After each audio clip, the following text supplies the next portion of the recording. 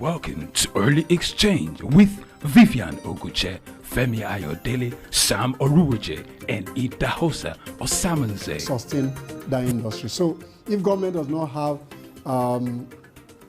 much money, they should find an enabling environment. Now, what are these issues? The petrol is still imported because local refineries are not working. Does it stop at giving a directive? What should be done to ensure that this is done? One of the factors being identified by our key persons is the issue of transportation. For you to have a sustainable city, you must have a deliberate attempt to have a master plan. This is Early Exchange, shaping policy, advancing development.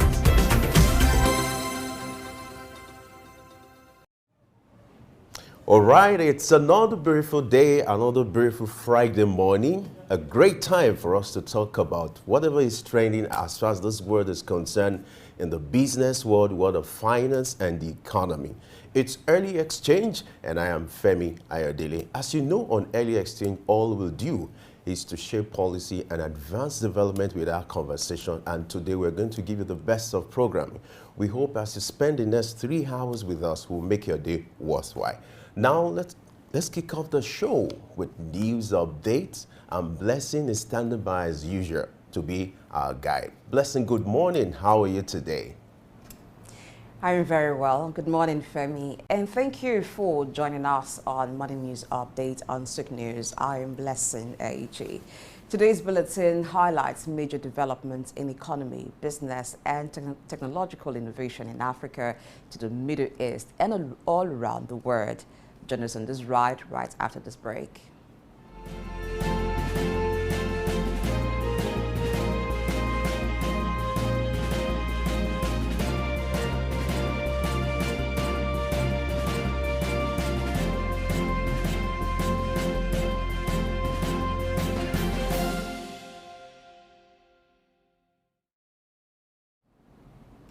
Thanks for staying tuned. In a significant development toward women's empowerment and inclusion in the Federal Capital Territory, FCT, Minister Nyesom Wike has announced his intention to seek presidential approval for the establishment of a Directorate for Women Affairs in the region.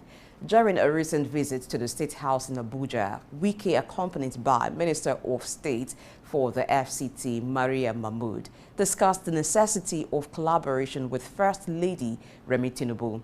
Wike expressed his desire for the First Lady to consider him and his ministry as part of her team while awaiting presidential approval for this initiative, emphasizing the importance of women's inclusion. The First Lady, Oluremi Tinubu, while responding, applauded Wike for prioritizing women's inclusion and empowerment and expressed broader development of the agricultural sector and the renewed hope agenda of the federal government as key goals of this initiative. The World Bank has advised central banks of Nigeria, Ethiopia, and Uganda against unconventional monetary measures that could undermine their policies. These measures, such as monetizing fiscal deficits, direct lending interventions, untargeted subsidy programs, and foreign exchange controls, may worsen the challenge of inflation, particularly in countries with underdeveloped financial systems and limited coordination between monetary and fiscal policies. The World Bank stressed that if these actions are not well coordinated to combat inflation, they may lead to further inflation, higher interest rates, and slow down the economy. As part of its efforts to promote business around Nigeria's abundant natural gas resources, the federal government is set to convert 100 million premium motor-spirit vehicles to compressed natural gas in the next 36 months. The Minister of State for Petroleum Resources, Gas, Louis Iba, revealed this while on a panel discussion tagged Energy Talk at the ongoing ADPEC 2023 conference and exhibition in Abu Dhabi, United Arab Emirates. According to him, this private partnership project will create over 100,000 jobs for Nigerians, reduce carbon emission and increase government savings, as well as attracting investment of more than $20 billion into the country. Moving away from Nigeria, South African Deputy President Paul Mashatile is set to address the African Oil Week, an event for the upstream oil and gas sector, on October 10th in Cape Town. The event will bring together representatives from over 25 African governments, energy policy makers, financiers and deal makers to discuss insights and chart a sustainable path for Africa's natural resource development. This year's African Oil Week, themed Maximizing Africa's Natural Resources, will convene over 50 ministers and government leaders, feature 125 expert speakers, and host 1,500 senior delegates during its 5-day duration at the Cape Town International Convention Center 2. Deputy President Mashatile's participation highlights the growing importance of energy in South Africa's national policy and stressed the significance of recent offshore discoveries in the country's territorial waters. In its commitment to enhance the quality of education and create a conducive learning environment for Zambians, President Hichilema has declared that no child shall sit on the floor in Zambian schools by December 2023. This pledge was reaffirmed by Henry Kapata, the director and spokesperson for the Ministry of Information and Media, during his visit to Kitwe on the Copperbelt, where desks were delivered to various schools. Mr. Kapata emphasized the government's dedication to advancing education in Zambia, adding that this initiative not only stressed the significance of providing access to quality education, but also demonstrates the commitment to elevating educational standards across the country. Multiple schools in Kitwe has received essential furniture to ensure that every student has a proper desk and chair to facilitate their pursuit of education. Still in Zambia, owing to the critical importance of addressing the challenges faced by adolescents in the battle against HIV, the First Lady of Zambia, Mutsinta Hichilema, has inaugurated the International Workshop on HIV and Adolescents 2023 in Lusaka. While expressing her concern about the lack of sufficient knowledge among young people, Mrs. Hichilema pointed out that today's youth are exposed to rapid technological advancement that can influence their decision-making regarding health issues, including HIV prevention and treatment. According to Zambia Health Minister Silva Masebo, the country is yet to achieve the goal of having 95% of people living with HIV aware of their status, adding that the International Workshop on HIV and Adolescents 2023 serves as a platform for experts, policymakers and stakeholders to exchange knowledge and experiences with the goal of shaping strategies that better serve the adolescent population in the fight against HIV. The Global Fund Coordinating Council representative Joshua Banda has also announced full financial support from the Global Fund to curb the spread of HIV. We move now to Kenya, where the President, William Ruto, has undertaken a cabinet reshuffle affecting 8 members of his cabinet and merging the Foreign Affairs Ministry with the office of the Chief Minister. This move comes amidst nationwide protest and public discontent regarding the high cost of living and tax hikes since President Ruto assumed power in August 2022. President Ruto's actions, including the cabinet reshuffle and tax increases, have raised concerns about their impact on the Kenyan population, particularly those facing difficulties in affording basic necessities, despite his initial promise to prioritize the interests of the masses. In addition to the cabinet changes, President Ruto's administration is also committed to contributing 1,000 policemen to Haiti as part of a multinational security mission authorized by the United Nations to combat violent gangs that have taken control of the capital of Haiti. We'll take a break now before turning you to stories from other parts of the globe. Just stay tuned.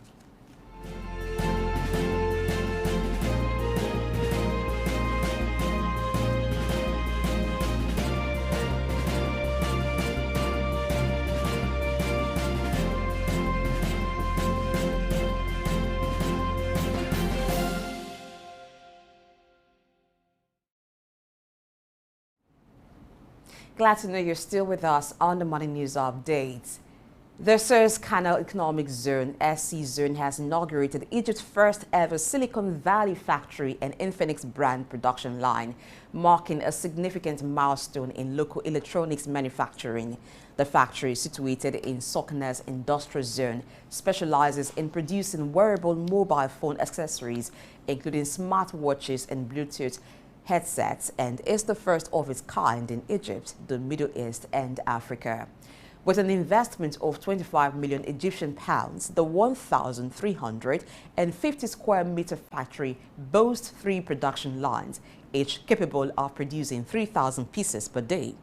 This venture, part of Egypt's initiative to localize the electronics industry, has already created employment opportunities for 65 Egyptian workers, with plans to expand and generate more than 150 jobs in future production stages.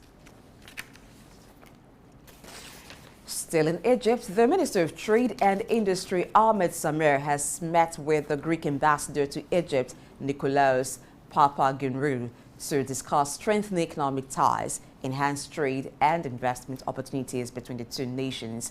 The minister stressed the significant growth in trade between Egypt and Greece, which reached 2.56 billion euros in 2022, marking a 21% increase from the previous year. They also explored investment prospects for Greek companies looking to enter the Egyptian market through joint or local production and exports to European markets. And the minister emphasized Egypt's readiness to support Greek companies and facilitate investment procedures. Minister Samir further noted that the Ministry of Trade and Industry has identified 152 investment opportunities to bolster local supplies for the industrial sector, particularly in the food industries, to boost domestic production and meet industrial demands. In its efforts to reduce the mountain crisis worldwide, the United Nations has released $125 million from its emergency relief fund to bolster underfunded humanitarian efforts in 14 countries grappling with soaring needs. Afghanistan and Yemen lead the list of recipients with $20 million each, followed by Burkina Faso and Myanmar, each receiving $9 million, while Mali, Haiti, and Venezuela are slated to receive $8 million each. It also earmarks $6.5 million for both the Central African Republic and Mozambique, $6 million each for Cameroon and the Palestinian territories, and $4 million for Malawi. Similarly, the fund has allocated $8 million to support refugee operations in Bangladesh and $6 million for refugees in Uganda. FIFA has announced that the 2030 World Cup will be held in Morocco, Spain, and Portugal, while the first 3 matches will be held in Uruguay, Argentina, and Paraguay to celebrate the centenary of the competition. The joint bid from Morocco, Portugal, and Spain was the only bid to host the tournament, and the World Cup was held for the first time in 1930 in Uruguay, when the hosts succeeded in winning the title. This decision by the FIFA Executive Committee is considered a tribute and recognition of Morocco's distinguished position in football among major nations. In another development, a delegation representing the University of Sharjah, UOS, has concluded a 10-day visit to Skoltech University in Moscow, marking a critical step in promoting knowledge exchange, exploring innovative opportunities, and strengthening collaborative research between the two institutions. The highlight of the visit was the official inauguration of the Joint Biomedically Informed Artificial Intelligence Laboratory, BIMAR, which underscores a new era in the field of medicine. This initiative, stemming from research collaboration since 2021, is dedicated to advancing tailored artificial intelligence (AI) and machine learning solutions for biomedical applications. The Chancellor of the University of Sharjah, Professor Hamid M.K.R. Naimi, expressed gratitude to HH, Dr. His Excellency, Dr. Sheikh Sultan bin Mohammed Al Qasimi, Supreme Council member, ruler of Sharjah, and President of the University of Sharjah, for his unwavering support for the institution's researchers. according to the co-chair of the College of Medicine at the University of Sharjah, Professor Rifat Hamodi and Assistant Professor Masim Sharif from Scotex Applied AI. This partnership holds significant promise for advancing complex disease diagnostics and treatment strategies with the goal of translating research into commercial products. Dubai's Roads and Transport Authority, RTA, has reduced the process of obtaining professional passenger transport driver permits from 24 hours to immediate issuance. The Director of Driver Affairs at the Public Transport Agency, Sultan Al-Akraf, who revealed this, explained that this initiative is part of RTA's digital transformation strategy for permits, encompassing taxi drivers, luxury vehicle drivers, and school bus drivers. The affiliated company applies for the permit on the RTA website and pays the associated fee, while the driver installs the Dubai Drive app on their smart devices and completes the pre-registration within the app. Once the company completes the application procedures, the driver instantly receives the digital permit through the RTA Dubai Drive app on their smartphone or other smart devices. We move now to the U.S., where employers made positive strides in September by reducing their planned job cuts, especially in the warehousing sector. Although yet-to-date workforce reduction intentions remained elevated, primarily due to ongoing cuts in the technology and retail industries. Reports indicate that U.S.-based employers announced over 45,000 job cuts last month, marking a 37% decrease from August, while still reflecting a 58% increase compared to September 2022. Now, despite the rise in announced job cuts this year, data from the Bureau of Labor Statistics Job Openings and Labor Turnover Survey, JOLTS, shows that monthly layoffs in 2023 have been relatively consistent with the previous year. Finally, U.S. President Joe Biden has announced that his administration has approved an additional $9 billion in student debt relief for 125,000 borrowers. This move comes after the Supreme Court blocked his plan to cancel a substantial amount of student debt, prompting Biden to explore new avenues for providing relief to Americans burdened by student loans. He stressed that this latest announcement brings the total approved debt cancellation by his administration to a substantial $127 billion, benefiting nearly 3.6 million Americans. Similarly, he outlined the various measures included in this relief package, including $5.2 billion in additional debt relief for 53,000 borrowers under public service loan forgiveness programs, nearly $2.8 billion in new debt relief for over 51,000 borrowers through improvements to income-driven repayment, and $1.2 billion for nearly 22,000 borrowers with disabilities who have been approved for discharge through a data match with the Social Security Administration. That story completes our package this morning. Thank you for your time. I am Blessing AJ. Please stay for the continuation of Early Exchange. Good morning.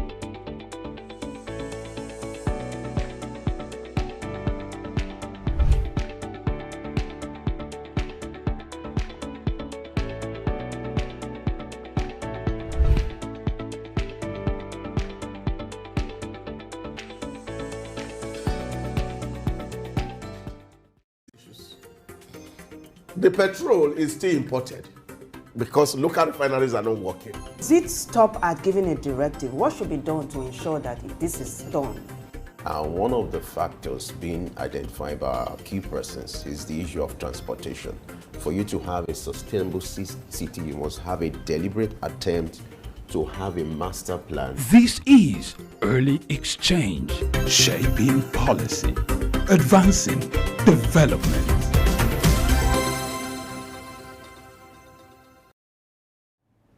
Glad to have you join us on Early Exchange. Now it's time for news analysis, where we review all the major headlines trending today when it comes to business, finance, and the economy.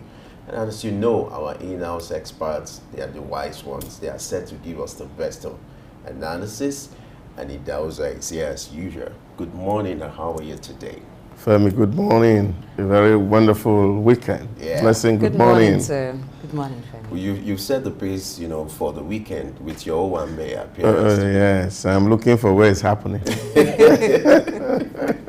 I can't wait. Can't wait. Please be sure that when you're going to where it's happening, you have the necessary documents for accreditation. In Lagos, you don't need documents. We can get crashed. No.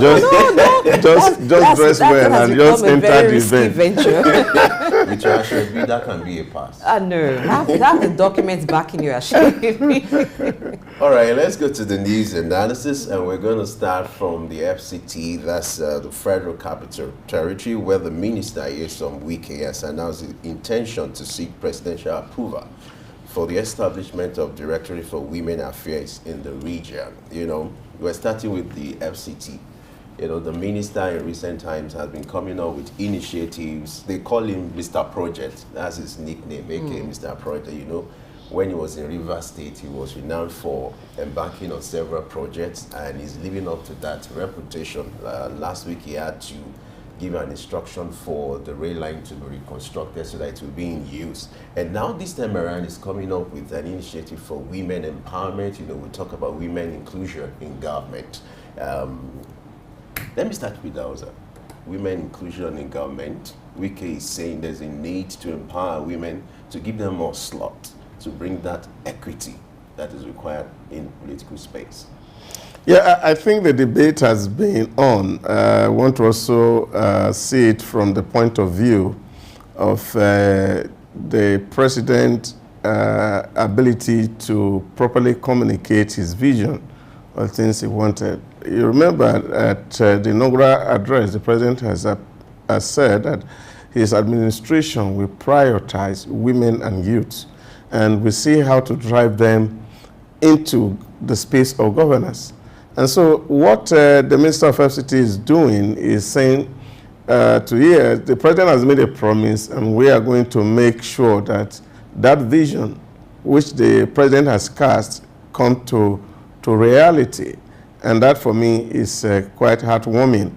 And don't forget that we are still struggling to get to the Beijing action of 35% of women representation in public offices. We need to fast track, and then of course see how we can encourage more women to participate, and then bring in on board in terms of leadership, compassion, which is very critical for a leader to succeed.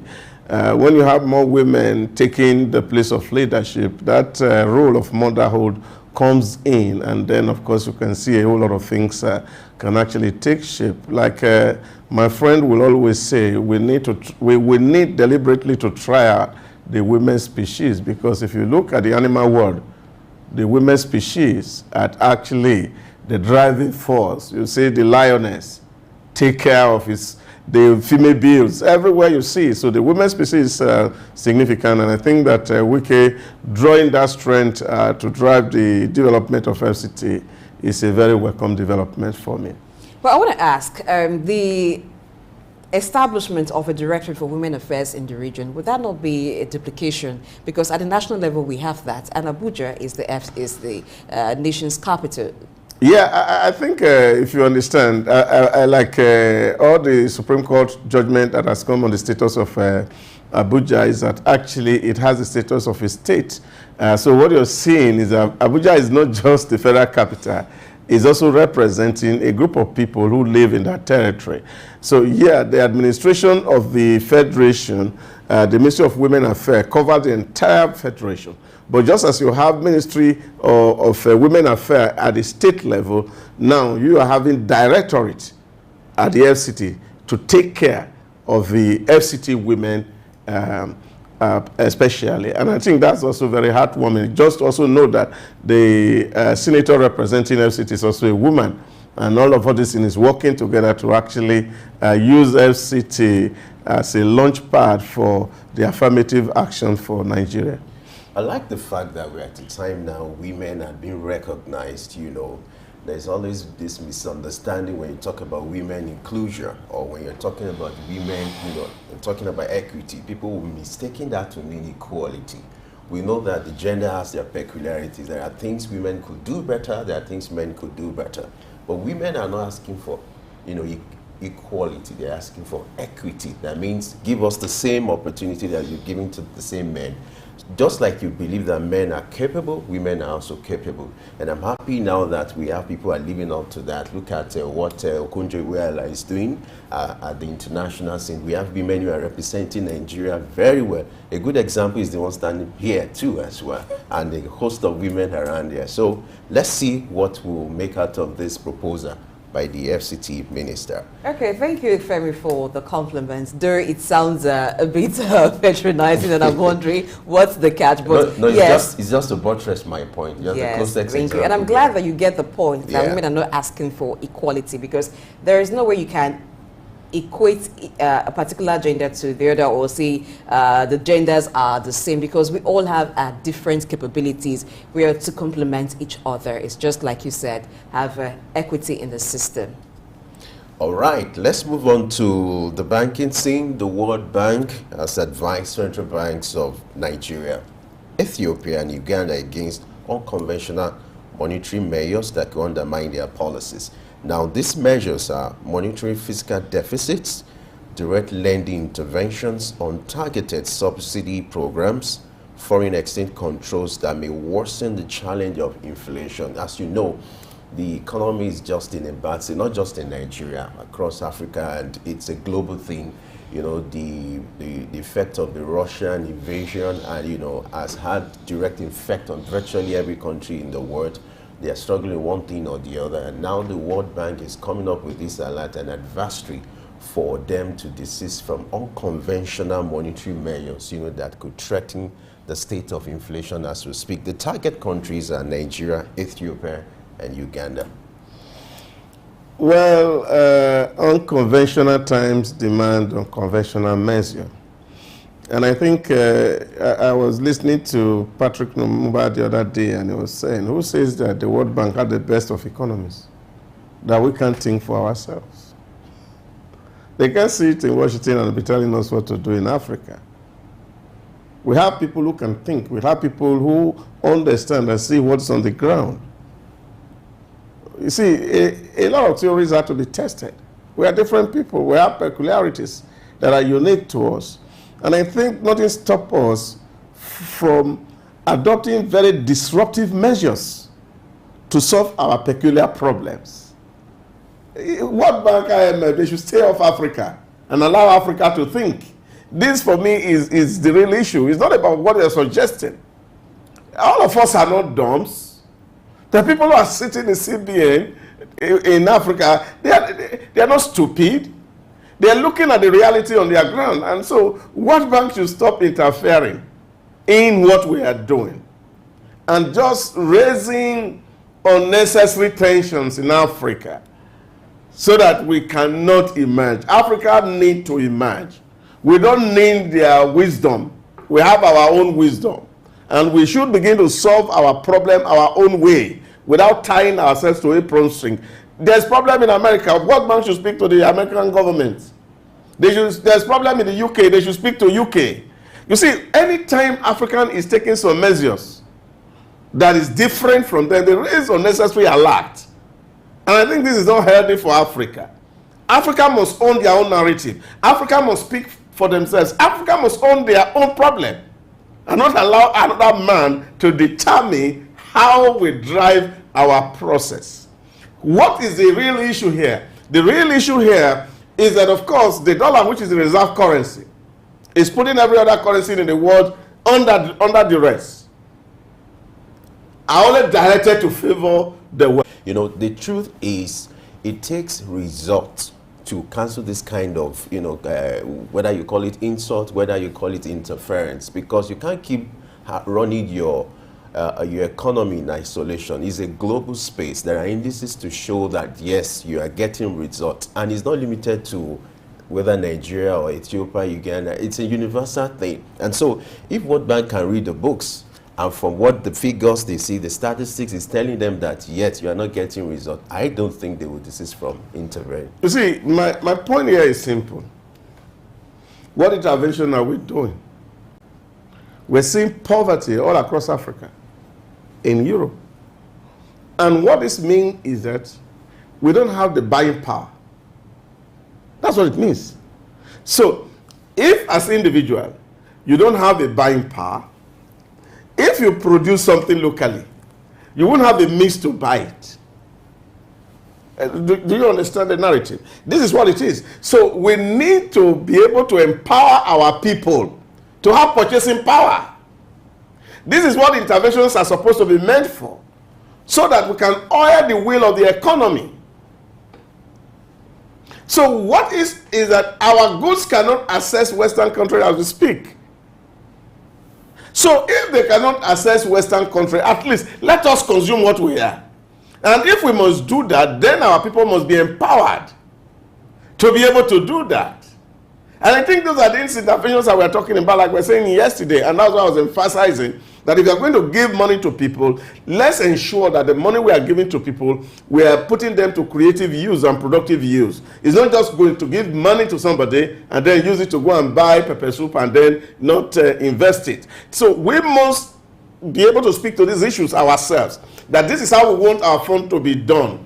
Give money to people, let them start businesses, let them employ people. Let's take people out of poverty through productivity. And I don't think, and I don't see any, what is inflation? Who defines it? We are talking about inflation, that you have too much, either you have too much goods, too much money pursuing too few goods. This is what we're talking about. Okay? So if we put money on the system and we create goods that we can consume or even sell to our brothers and sisters in the neighboring countries, this is welcome. This will stimulate growth.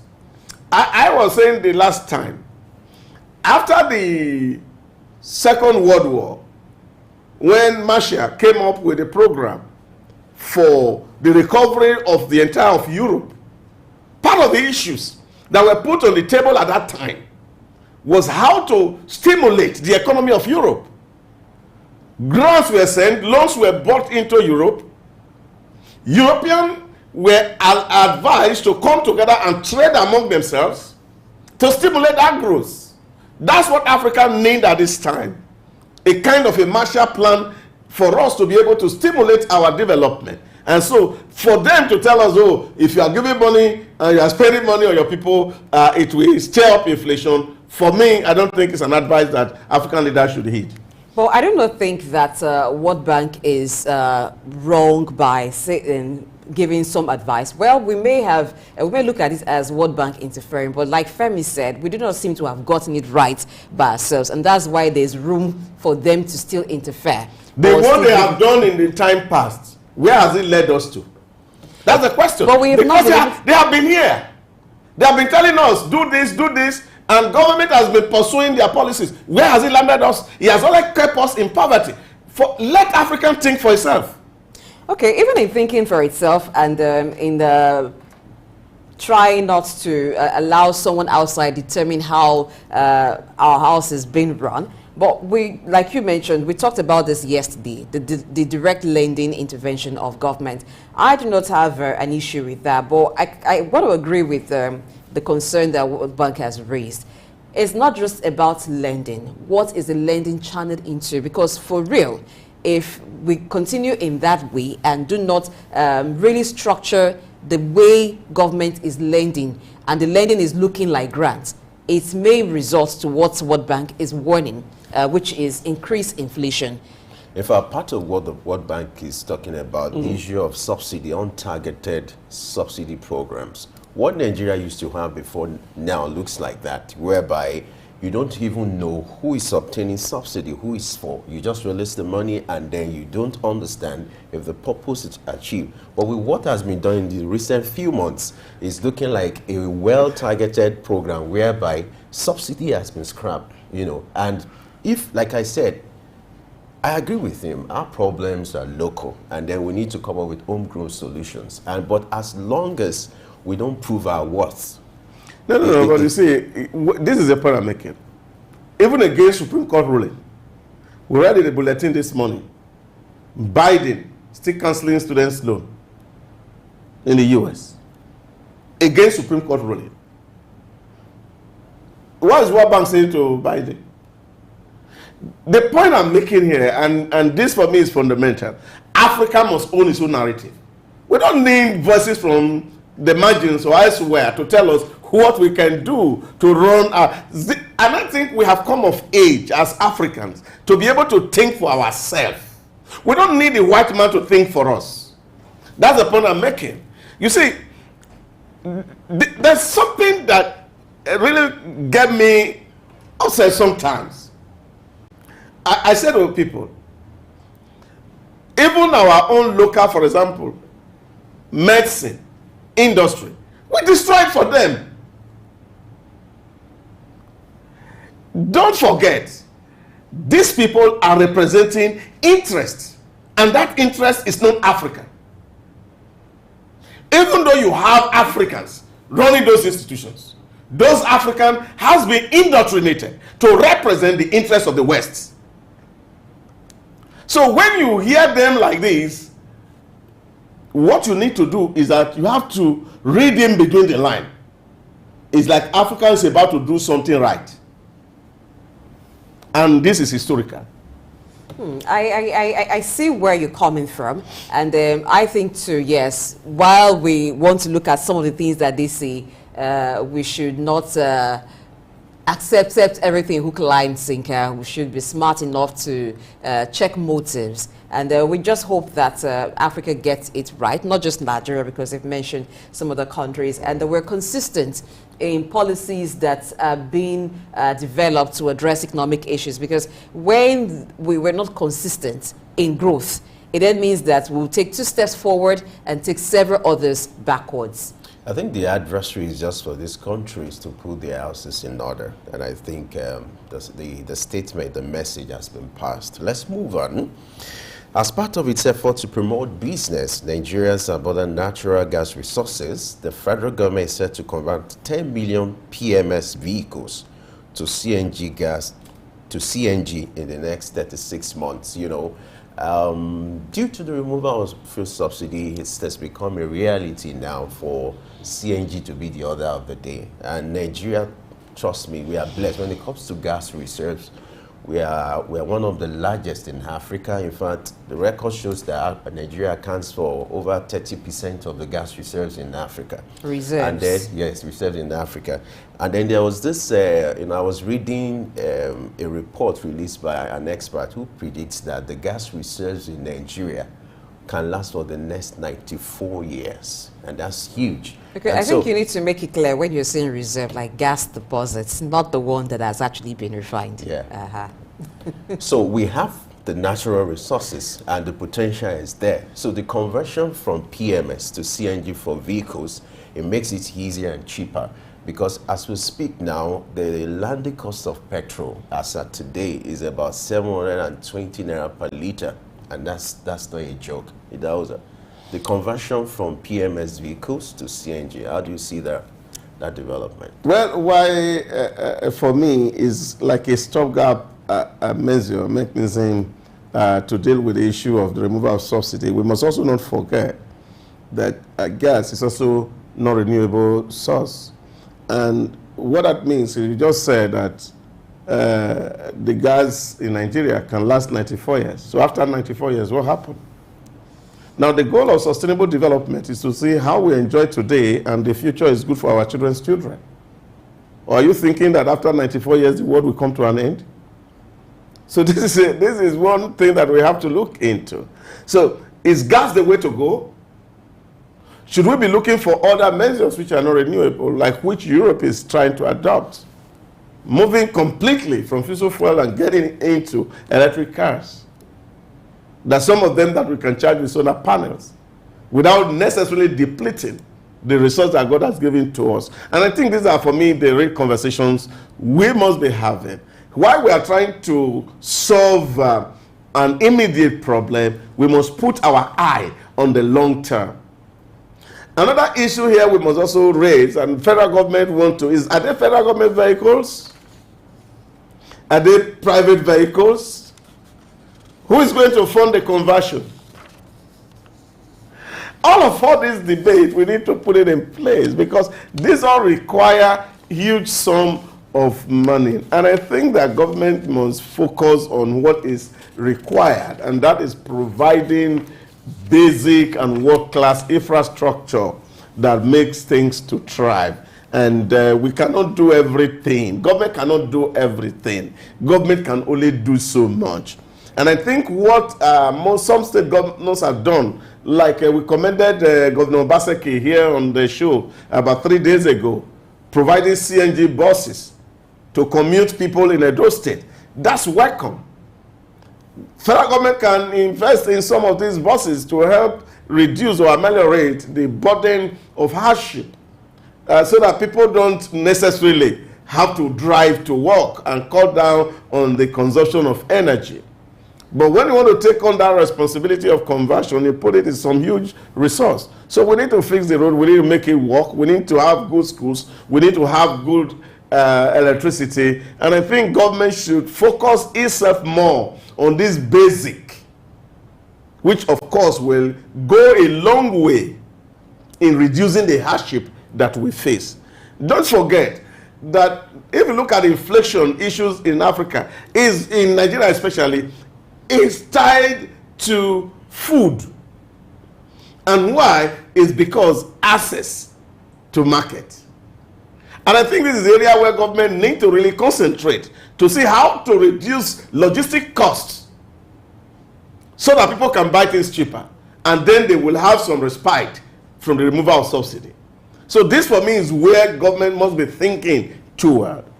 So when you say 1 million vehicles, and you are asking, who is it private vehicles? Is there going to be a policy that is going to say, oh, you must have to convert your vehicle? This thing should be allowed to naturally evolve. Just like the government says that they are going to invest in some training for people who can do the conversion. Vocational training for people who can repair these, maintain these CNG vehicles. We can invest in all that to empower some youth and give them something to do, that those who want to convert to CNG can have the right technology in place to be able to do that. But for me, I think it's much more than just solving the problem of fuel subsidy. We must also be thinking of the generation that will come after us. My worry actually is from the perspective of demand and supply, because right now you don't have much demand on the use of CNG for automobiles. By the time you have lots of vehicles converted that, I want to use the example of domestic gas. When many persons were not using domestic gas, it was very cheap, even though that's not the only reason we have an increase in the price of cooking gas. But when you have a lot of people now demanding for CNG, the prices will also go up. So it's, at the end of it, brings us to a situation that is close to what we have with petrol. So it doesn't necessarily solve the problem. And you talked about gas deposits. What about the refining? Is it going to be refined here or going to be imported? And you have a high demand for it. So it doesn't really solve the problem. As at 2021, the cost of converting a petrol-run car to a CNG was put at 240,000 naira. How many persons can afford that, considering the inflation rate right now and the changes in the cost of goods and services? So it's looking like a luxurious alternative That's the way I see it. All right, before we wrap up, let's get to Dubai. We need to visit Dubai. And the news It's a place to be. the news coming from there says the Road and Transport Authority has reduced the process of obtaining professional passenger transport driver permits from 24 hours to immediate issuance. You know, rather than waiting for 24 hours driver's permits, now is immediate. Once you make your request, you get the approval. I'd like to take that to Deputy Hausa. Well, I think it's something we have to learn from. I particularly had applied for my driver's license since March or May. Since March. And up to now, I have not seen the license. Wow. And that's to tell you how poor our system is. You see, like I said some time ago, in the UAE, the whole goal is to see how to bring the government to the people.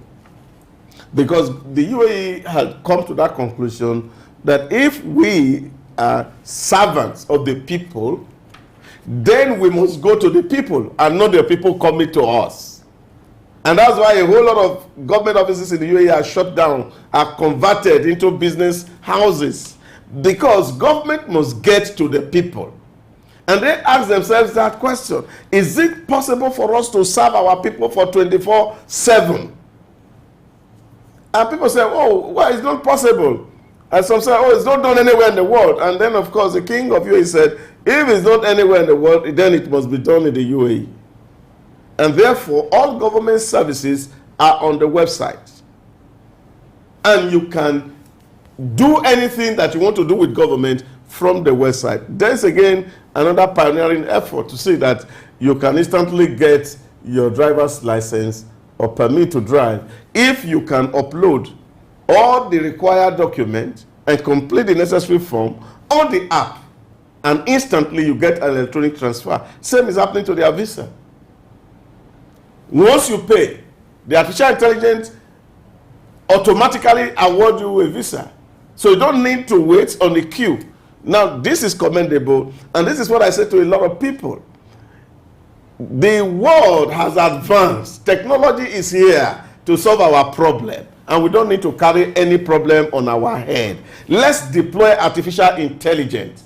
Let's deploy humanoids to do some work for us, and that will reduce the pressure and the influence of human beings in trying to subvert the system.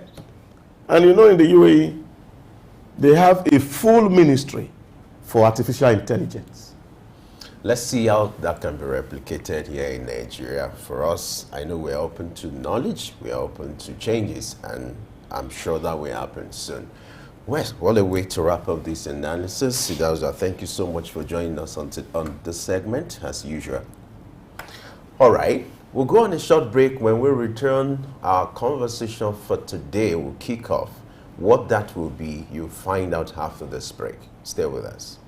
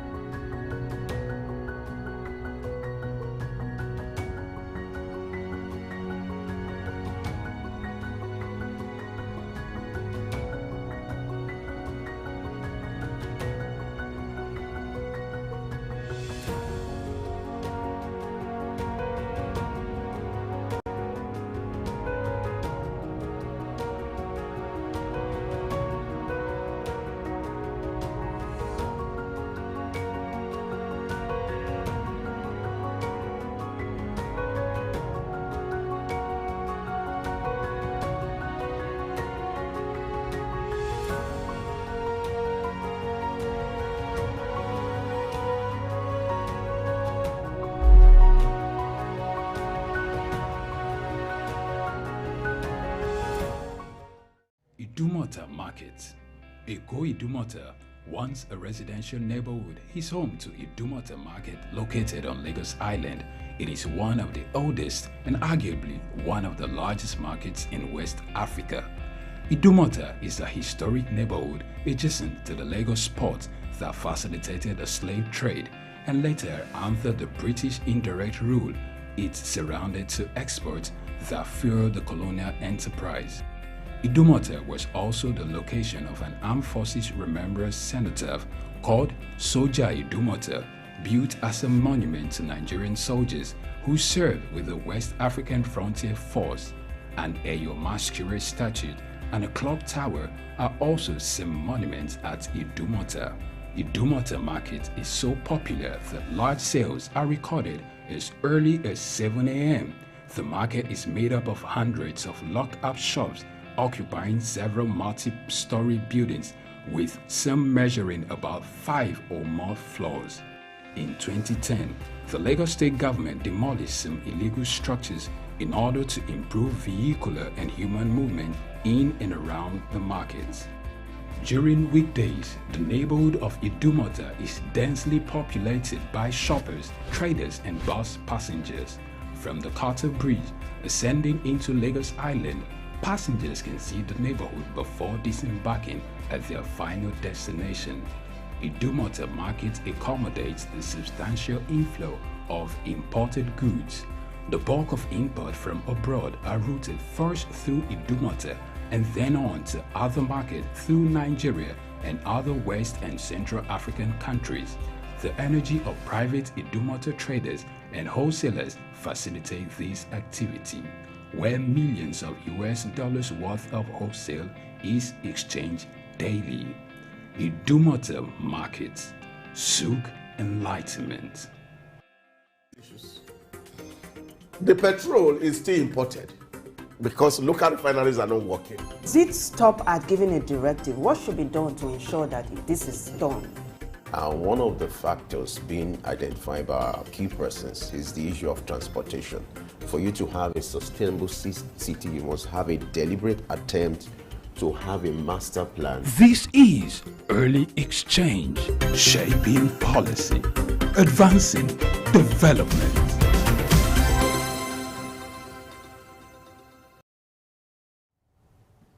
Thanks for staying tuned. As today, let's look at social media entrepreneurship. Now, since the advent of the internet and the several digital platforms, a lot of persons have taken their businesses to social media, and not just taking conventional businesses, created businesses that are done on social media spaces, and it is become or has become an income stream for a lot of persons. One of them is podcasting. You may have heard that before, but simply it is the creation, production, or distribution of audio content in the form of series or episodes. And it has taken different dimensions. There have been lots of innovation around that in recent times. And we'll be looking at how it is a form of business and how it begins to generate money for the podcaster. Femi and I will talk about this a little before bringing a guest to join us in the discussion. Femi, do you own a podcast? Not really, but it doesn't erase the fact that it's a reality we have to live with. In recent times, that's become a rave of the moment. One way or the other, you see people going to podcasts or podcasting, and it's because the social media space has provided a lot of opportunities, due to the advent of internet. And it's easier to venture into, like the conventional business where you need more of resources, more of capital and all that. But, the social media space, what it requires first, the skill. Once you have the skill, the space is there is a global world whereby if you plug into that space, you can take advantage of the potential inherent in that space. So the social media space, like they say, is a global world. We can be here in Nigeria and be earning money in dollars, in foreign currency with what you're doing on the social media space.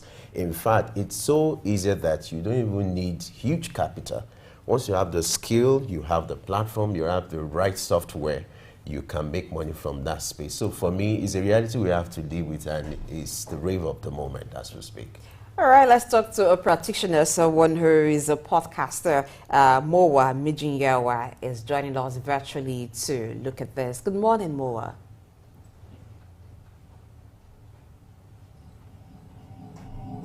Good morning. Thank you for joining us in early exchange. Talk to us about podcasting. How does it operate, and how do you become a podcaster? What is the process to it? Okay, first off, I would like to say that you have to have the idea, essential idea, because podcasting has to do with a lot of speaking. You're speaking to people about different ideas, different thought processes. So you need to know what exactly it is that you want to talk about. Then you can write it down, have your framework, whether you want to do episodes or just seasons, and that, I believe that's how it works. Just have what it is you want to talk about and have your software. You're either using Spotify for podcasters, or you're using your microphone, or you can use your phone. But basically, if you do not have the central idea, you're just not going to do it.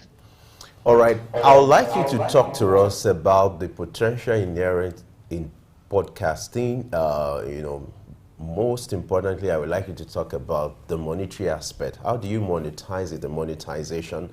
Because you agree with me that the essence of doing podcasting, apart from getting visibility, is also to make money. So talk to us what a potential, investor, a potential handler needs to do in able to be able to take advantage of the potential in podcasting and then the monetization. All right. So the way podcasting works is such a way that you need to have a certain number of streams to be able to convert. That's if you're using the podcasting platform. So for example, a lot of people use Spotify for podcasters, which used to be known as Anchor. And Spotify is a streaming platform. So when you have a certain number of streams, a certain number of downloads, once there's traction on your podcast page, they get to pay you for that. But aside using the podcast platform to make money, brands can reach out to you to, promote their businesses, promote their products. And then, I don't know if you listen to some episodes of some podcasts where there's like a short break and then they just get to introduce the product to you. And because podcasting is a platform that has some sort of emotional investment, so because your listeners are emotionally invested in what it is you're saying and your person to some certain extent, I do believe that that's a great way to be able to convert not just listeners to people who are in your fan base, but to potential customers for brands. All right, so how do you bring traction to your podcast to get a high rate of streams? How do you make your podcast a brand that is easily recognizable? Okay. First off, I would say be as relatable as possible, because no one wants to listen to someone who they believe is all up in the sky. And secondly, make use of social media. Of course, you are hosting your podcast on social media. It only makes sense that you promote it on that social media platform. So a lot of people get to learn about podcasts from social media, not even the podcast app that they used to listen. So we have Instagram, we have Facebook, we have Twitter, we have TikTok, making short form content in videos, graphics, and all of that.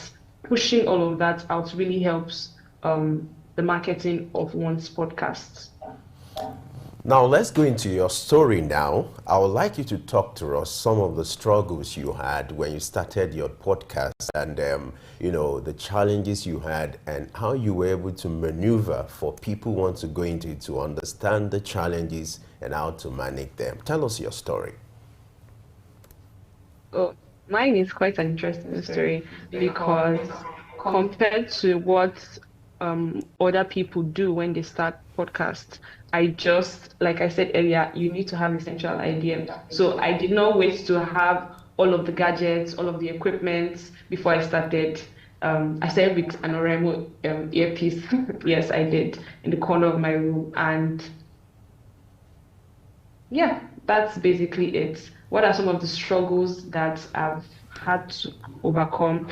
I would say for a podcaster, most of the things you have to deal with are actually internal. Because if you look at it, most of the things that are external that you think is a big problem are things that you can work around. If it's getting a microphone, you can start with an earpiece like I did. If it's getting a good place to record, you can record under your blankets. If it's editing, there are courses online that you can always take that are free to be able to help you.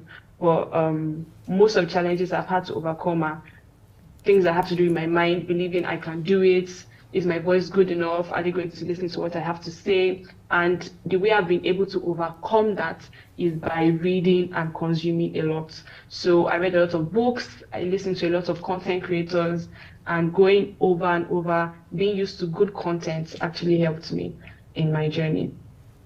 All right, still talking about your journey, I want to ask, for how long have you been podcasting? Well, over a year now. Okay, so in this space of time that you've been podcasting, what are the changes or developments you've seen in the podcasting landscape?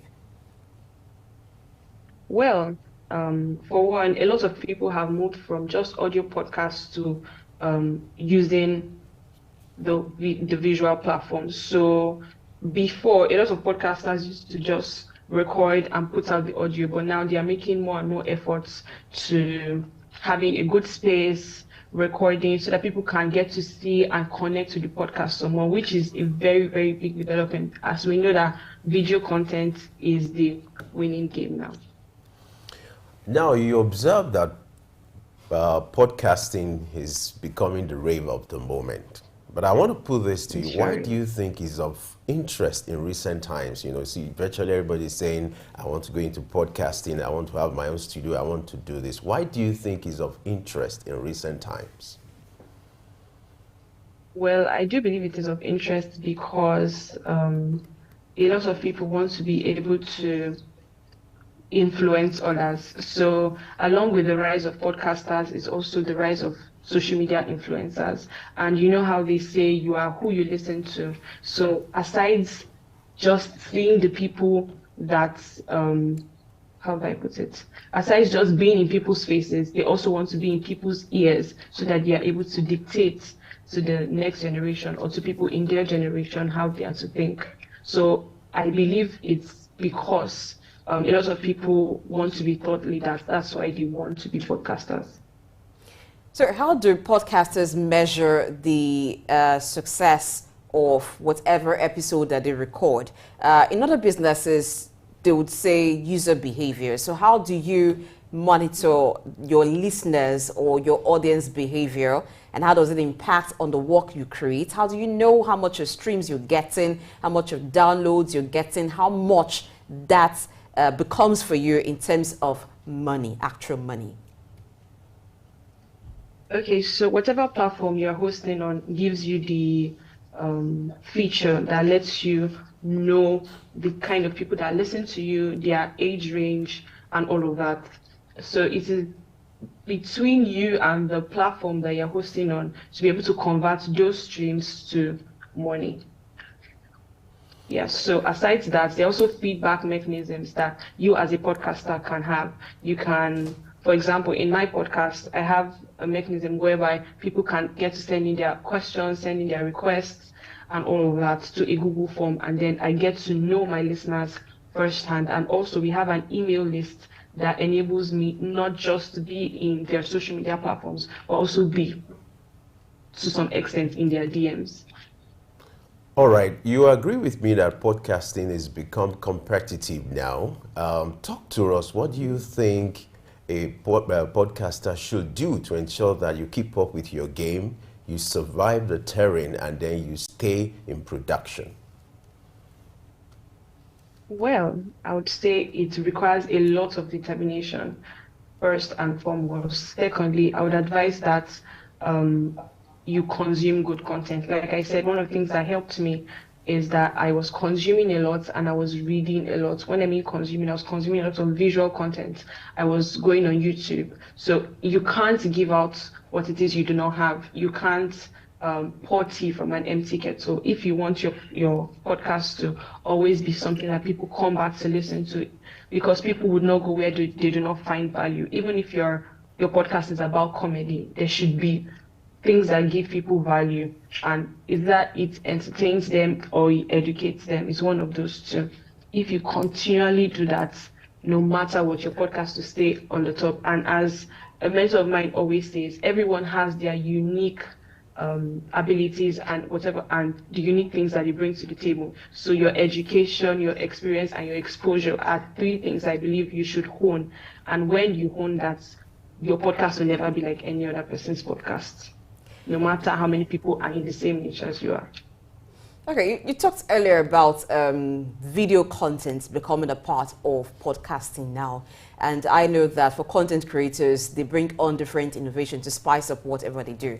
But what, in the process of doing that, what are the things that could get a podcaster into trouble, particularly with copyright issues, maybe the use of music clips and other things? What are those things a podcaster should be aware of? Yes, you've mentioned one of that, which is music or instrumentation. But I think it's very easy to avoid that because the platform I host on gives me some music that I can use, which do not have any form of copyright. Also, as opposed to popular opinion, I believe that podcasters actually have they have some sort of freedom to be able to express. So, because it's not like if you say anything that is politically incorrect, it's not like they can fine you, because we live in a country where there's supposed to be freedom of speech. Do you get? So, aside that, and aside the rules and regulations that your streaming platform gives you, there is little to no trouble that the podcaster can get into. Now, let's look at the issue of audience engagement. You agree with me that this is crucial. Now, how do you sustain that in this business, in this game, audience engagement? You keep engaging them to ensure that you have more listeners and more followers on your platform. I would say show up consistently. Show up consistently in videos, in audios, in graphical content, be in people's faces. There are lots of things that seek to consume the mind of people, and if you are not in their faces consistently, it's easy for them to forget you and also offer value. That's one way I would say can help. All right, you have successfully stayed in this industry for quite a while now. What do you see it's becoming like in the future? What's the prospect of podcasting? Well, I believe it's a very good industry to be able to convert your natural skills, that's public speaking. If you have a good voice, it's an industry where this can thrive. And I also believe it helps in the aspect of sharing.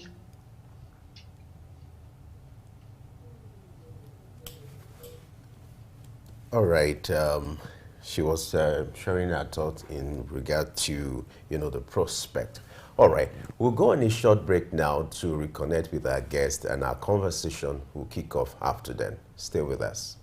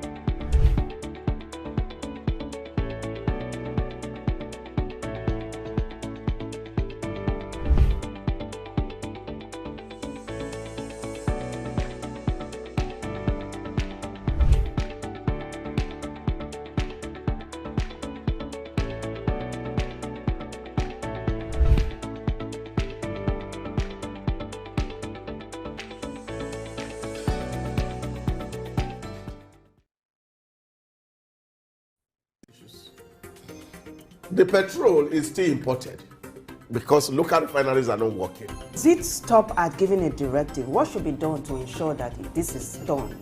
One of the factors being identified by our key persons is the issue of transportation. For you to have a sustainable city, you must have a deliberate attempt to have a master plan. This is Early Exchange, shaping policy, advancing development.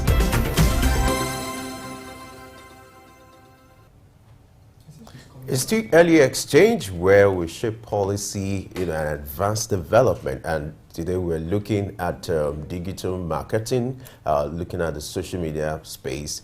We are still looking at podcasting. We've been speaking with Moa, and she was trying to provide some analysis and insight as regards podcasting business in Nigeria. Moa, glad to have you join us once again. Sorry for that break in communication.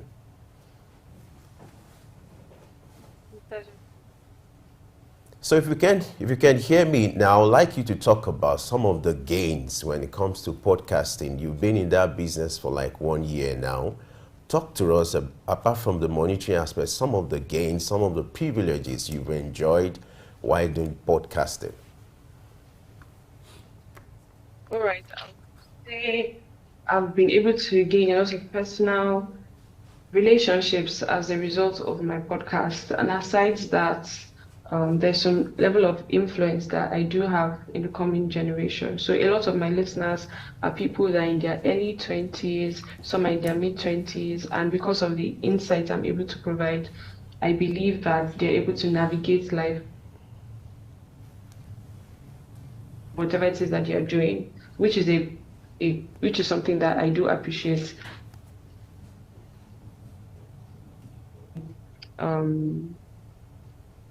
Also, the money is there, some level of brand recognition and partnership. So yes, those are some of the things that I've been able to gain from podcasting. Okay, are there certain niche that are on demand or are enjoying a very high demand and receive greater audience right now than others? In the podcasting field, I would say lifestyle content, and podcasts that speak about societal issues and all of that, as opposed to podcasts that talk about books and all of that. So anything that has to do with human interaction and human relationship, I do believe has a greater success rate. All right, Moa, we must thank you for spending time with us on Early Exchange to talk about podcasting, your experience, and I know your experience has been worthwhile and has benefited our viewers. Thank you very much for spending time with us on Early Exchange. Thank you, sir. Pleasure is mine. All right. It's still Early Exchange, and the conversation will always get better and bigger. We go on a short break now. When we return, we'll go to another leg of the conversation. Stay with us.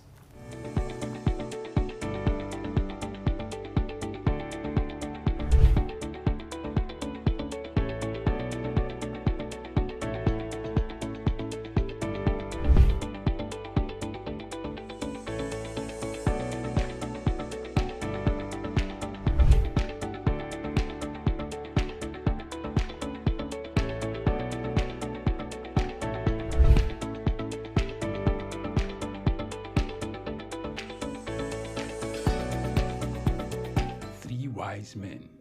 Iconic sculptures and statues adorn major metropolitan cities of the world. In Lagos, Nigeria, the statue of three men designed to depict the state's cultural heritage and to usher in visitors and tourists into the ever-accommodating center of excellence is no doubt an astounding work of art. Originally built under the administration of Colonel Raji Rasaki, designed by Bodu Shodende in 1991 and standing over 12 feet high, referred to as Agba Meta or Aro Meta, the three sculptured chiefs were placed along the Lagos-Ibadan toll gate to welcome people coming into Lagos State. The statue called the Three Wise Men by many has become a major signature for the state. Three white-capped chiefs clad in white wrappers, knotted across their shoulders, and with clenched right fists are shown in the artwork. The images fascinate and create impressions in the minds of visitors coming into the state, captivating the attention of visitors who look with keen interest, pondering on the messages which the posture of the engraved images signifies. The three wise men has been relocated thrice from its original position at Ojodu Berger end of Lagos-Ibadan Expressway to Magodo area before its final relocation to its present site at Olowopopo Drive. The sculpture has suffered severe damages over the years and renovated.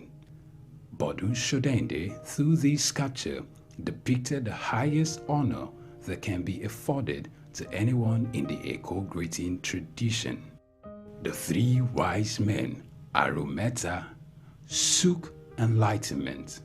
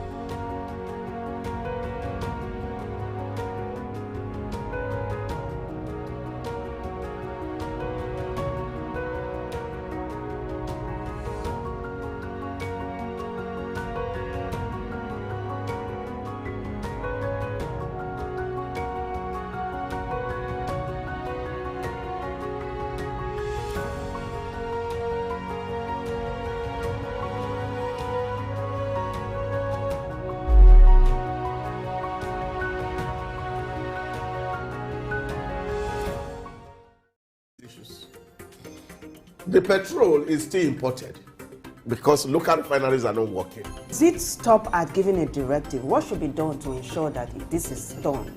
One of the factors being identified by our key persons is the issue of transportation. For you to have a sustainable city, you must have a deliberate attempt to have a master plan. This is early exchange, shaping policy, advancing development.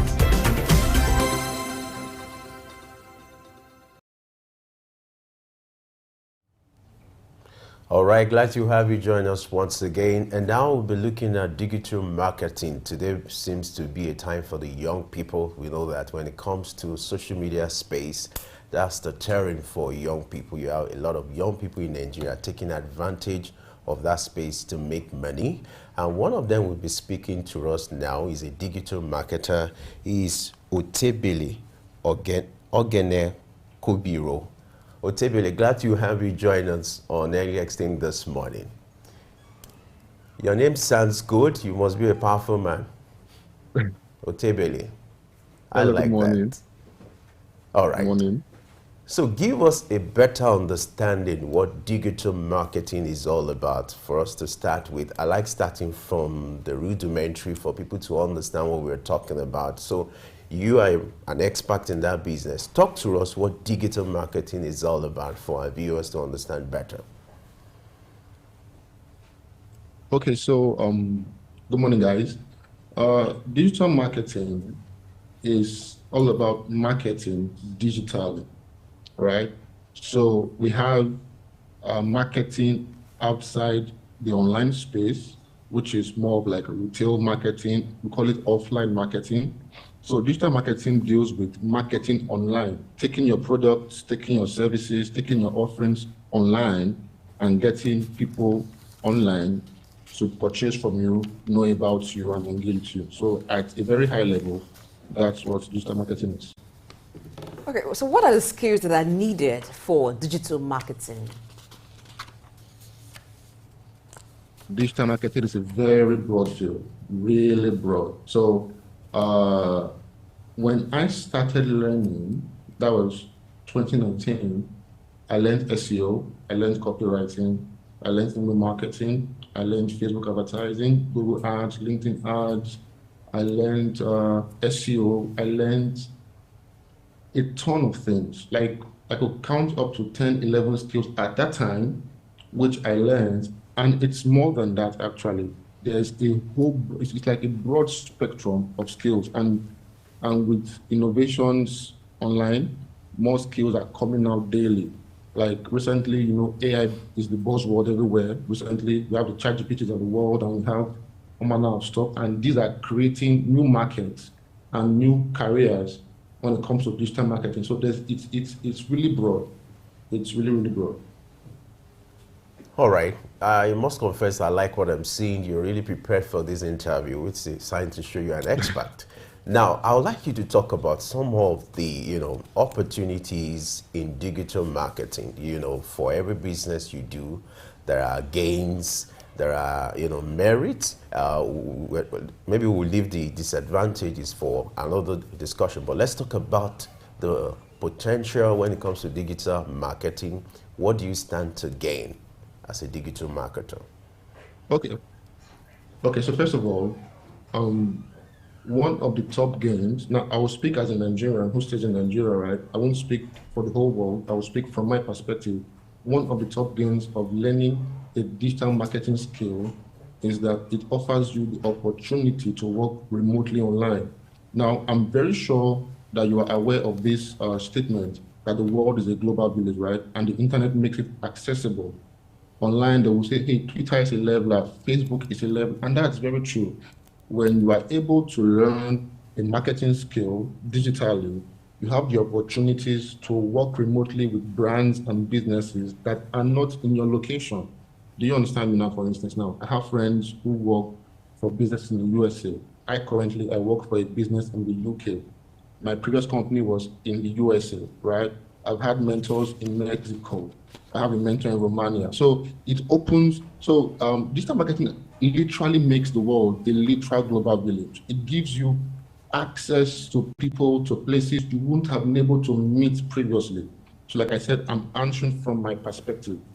Yeah, so talk to us about the trends in the digital marketing space over the time that you've been practicing. What new changes have you seen, and how does it affect you as a digital marketer? Did you need to go for retraining? How are you able to adapt to it and begin to monetize the new trend? Okay, so a characteristic of a digital marketer that's going to last in the business is you must be open to learning. Because if you are not open to learning, and if you are not key on looking out for the new trends, especially in your niche, if you are a niche marketer, then just get ready to be out of business. So when I started in 2019, the trends then, there was a lot of focus on SEO, which is search engine optimization. Mostly, write your blogs, your articles, and expect to rank and drive traffic. Then at that time too, Facebook advertising was pretty easy because I used to run ads for businesses then in Lagos and some other people across Nigeria at that time. And then over the years, big companies like Apple, Facebook, they've modified their algorithms, they've modified their robots, they've modified their systems. And now, when I was running ads at that time, it's not as easy as running ads now. It's now tighter. Now, people don't trust search results as much as they used to at 2019 now. Now, folks and businesses prefer to get their information on social media and niche forums, because the idea is, at that time, SEO, it was experts who were writing content and putting out their ideas. Now, it's anybody can write content. Thanks to AI, everybody can become a content writer, actually. But then the quality of the content is garbage, except you know what you're doing. So the trends have come. Now, then it was easy. Now it's more difficult. More innovation has come, and now you have to adapt. And that's also very key. Like I said in my previous point, I said you can work for remote businesses. And many remote businesses, what they do is when they employ you, they give you a learning budget because they know that trends come and go. So with that learning budget, you are open to taking courses, going for boot camps, and staying on top of trends. So these are some of the few stuff I've seen. Also, within the same period, there's something called UGC, user-generated content, which is as a user of a product or a service, I give a review. It could be a video review, it could be a text testimonial or something like that, just to bolster the trust and the reviews of the business. That is also a trend that has come in, and it is slowly fading away in some niches, but it's still standing strong. Another trend that I'm seeing, especially for e-commerce overseas, is micro influencers. That is getting people who already have an audience in a certain niche to talk about your brand, and then you get some of their audience to try you out. So there's a lot of trends I've seen come and go and stuff like that. Now let's look at the training needed for one to be a digital marketer. Talk to us how expensive it is to acquire this training. What are the formal or the informal, methods to be deployed in order for you to be, to keep abreast with the development in that niche? Okay, so when I started, I schooled at Digital Marketing Skill Institute in Lagos, the office based in Ikoyi at that time. The training was, I think, 100,000 to 150. I can't really recall now at that time. And I had to leave Delta State, where I'm based, to go to Lagos and stay for a month, 2 months to acquire the training. So there are such schools all over Nigeria that promise you that they can train you, but you have to do your research. But now I'm done with that training. I'm now actively practicing digital marketing, and I know better. Is there a place for formal training? Yes, there is. But then, if you know where to look, if you know who to interact with, you could also get trainings free of charge of that same quality. I'm not trying to talk against businesses or folks who do trainings. I'm just saying that if you know where to look, like now, for instance, YouTube is a massive resource when it comes to digital marketing skills. It's a massive resource, right? You can get specific digital marketing skills courses for very cheap on platforms like Udemy, for instance, right? And then the other process too is you could get mentors. I had a mentor. I've had several mentors. I remember one time, that was 2021, yeah, on LinkedIn. I made a post. I was making posts on LinkedIn, just trying to build my network, build my reach, my influence on a particular copywriting group. And then someone reached out to me, and then she became my mentor. And she's a pivotal part of my career when it comes to my copywriting skill as a digital marketer. So now what I gained, what I've gleaned from her, I can't get it from a course because there's no personal relationship there. So there are different roads into digital marketing. You could pay for the course. If you know where to look, you get it for free. If you have access to mentors, that's another viable way to get into digital marketing. Now, digital marketing is something that is the in thing right now, and you have a lot of persons go into it. How do you distinguish yourself as a digital marketer from all other marketers that you begin to attract clients to you?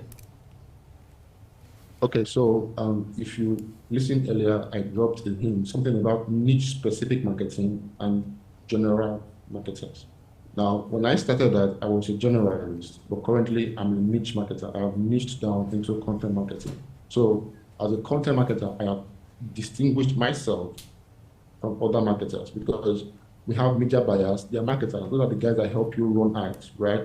We have email marketers. They just focus specifically on writing emails, handling your email system, and helping you monitor your success there, right? We have technical writers. We have Google specialists. We have UI UX guys. So we have YouTube specialists. They help you grow and start your YouTube channel. We even have community specialists. They help you grow a community for your brand, maintain it, and create interactions there. We have podcast specialists. They help you start your podcast. They help you grow your podcast and make it relevant. So if you niche down, one of the fastest ways to niche down and attract clients, is to niche down. So instead of being a general marketer that does everything, you become a specific marketer that does only one thing. You are known for that, and so you attract the right kind of clients. Now, and then you can serve them better. But then if you are a general marketer, you could also do some good work, but you won't be able to go deep into a skill and provide all that the client might need, depending on the issues that come up or not. Yeah. Is there a downside to being a niche marketer? What if you don't get demand or your niche is not highly demanded for? The thing is, the downside to being a niche marketer is that maybe in the early days, nobody knows about you yet. Because when you niche down, you are going to compete with the big boys. Folks who have niched down 4 years earlier, 5 years earlier. Do you understand? So when you niche down, those are your competition. Nobody knows about you, so you have to prove yourself. And that's why you have to understand that even as a marketer, you have to learn to market yourself. That you study digital marketing doesn't mean that leads and clients and customers will come to you on a platter of gold. You have to learn to market yourself. So the only downside is initially nobody knows about you, so you have to fight from the ground up. But then if you've learned how to market yourself, then that should not be a problem for too long. Then you start getting traffic, getting leads, qualifying them, and signing clients. About the fact that maybe your niche isn't profitable, I don't think no niche isn't profitable. Every niche is profitable. You just have to know how to differentiate yourself to attract the whales, the guys who can spend the amount of money that will keep you afloat in the business. So, yeah. So let me put this to you, because someone out there is wondering, how do I make money? You know, and I'm repeating this question because I want you to be practical about it. How do you make money from digital marketing? From your experience, I want you to give us tips and be practical about it. Okay, so off the top of my head, you could make money as a marketer being employed in-house for a brand, number one. Number two, you could be a freelancer, work for several businesses at the same time. Number three, you could be a consultant. Now, a consultant isn't necessarily a freelancer. A consultant is someone mostly who has worked in-house for years, built up skill, built up name, built up a brand, and so it's easy for you to get your foot in the door with other businesses, right? And then there's something called fractional services. Now, that is an advanced form of freelancing. Now, at the lowest rung of this discussion are just freelancers. I just started learning marketing. I'm looking for quick cash, so I sign up on Upwork and other freelance platforms looking for those who need my services. You get paid $10, $15, $20. It depends on your skill level and how you market yourself. Then in-house, you get paid higher, depending on your year of experience and your portfolio. Now, when you step up from being in-house and you start working as a consultant, obviously you command higher fees and you can work with more clients. But then you can't just be a consultant. You have to have proven yourself over the years, working across several brands in-house or as a freelancer with several years of experience and proof, which is your portfolio. Now, fractional services, that is a step, in my opinion, above being a consultant. And that is where and to be to offer fractional services, you need to be a niche expert, because I rarely find fractional services except they are niche experts. Okay, fractional CMO, fractional financial advisor, CEOs and stuff like that. You need to have spent years, and many times to be able to offer fractional services. Maybe, let's say you have started that particular service you are offering across several businesses from the ground up, built up teams, headed teams, increased growth over a year with proofs to show. And I have people like that who are friends and connections on LinkedIn who have over the years worked in billion-dollar brands, gotten them sold, made a ton of money for the businesses. So right now, all they do is offer fractional services. So people on LinkedIn, you will see their bio, they will be like giving over $100 million in sales and stuff like that. You will see works across 20 brands in this sector, in this niche. Now, those guys are the ones that can work as or offer fractional services. Like I said, at the lowest rung, I would say freelancers. Next, followed by working in-house, practically get paid monthly. And then we have the consultants, and then we have fractional services. So these are like 4 ways you can make money as a marketer. Another aspect of it is you could sell courses, right? Okay, I've worked for 10 years, 20 years, 15 years. I've made a ton of money for myself, for my businesses. Now I want to show you how to do that practically from ground up. And so I do a course showing you my experience, my proof, and how you can set yourself up. That is another way you can make money, but then I don't recommend anybody do that except they have proven themselves over the years. Yeah. Let's talk about the career path for digital marketing. Is this something that one can do solo as an entrepreneur, or you need to affiliate with an organization?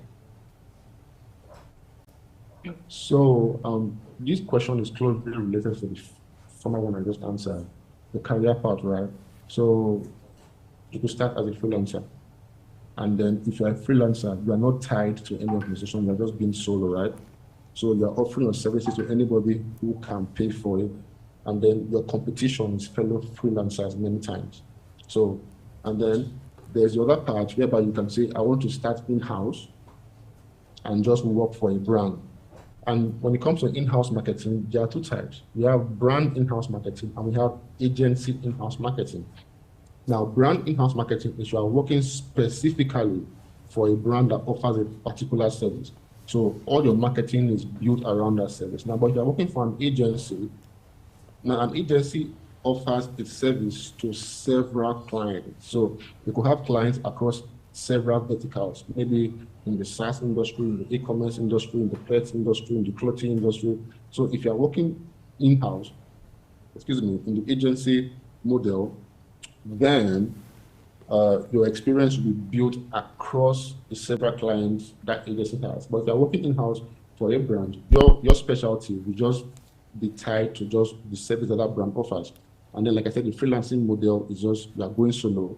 You are not affiliated to any brand. You are working for whoever will have you work for them. Yep.